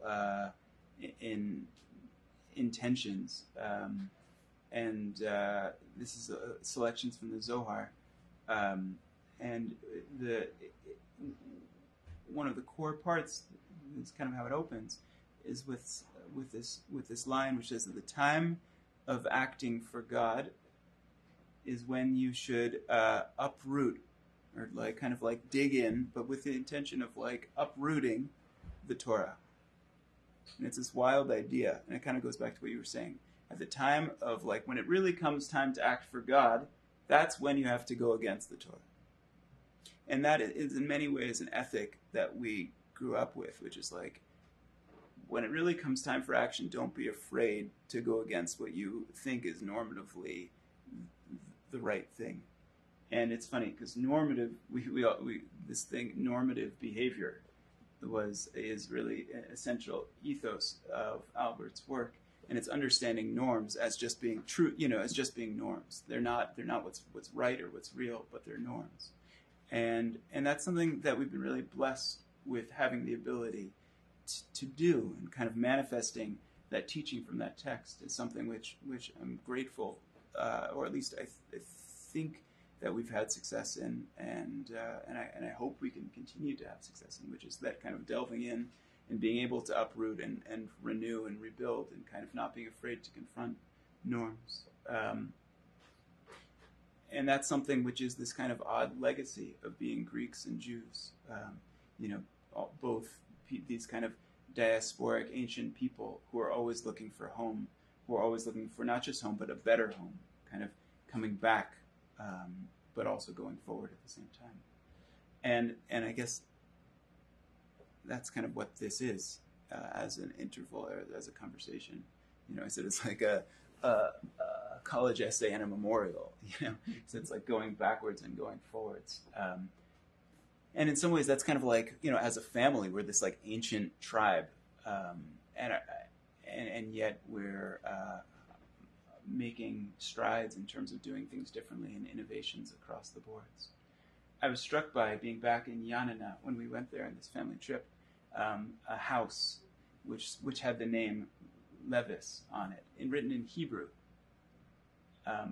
probably from 200 years ago, at this time when, it's not like the relative liberties of being an American Jew where you can kind of do whatever you want. This was, took a certain conviction and a certain chutzpah, I imagine, to do that. And in many ways, it's funny. Like, I think it's something that we continue to do. And I think that's something Albert continues to do, in different forms. Just writing the name Levis, in big, right, through these edifices that he's created. And I think that we're lucky to be monument makers.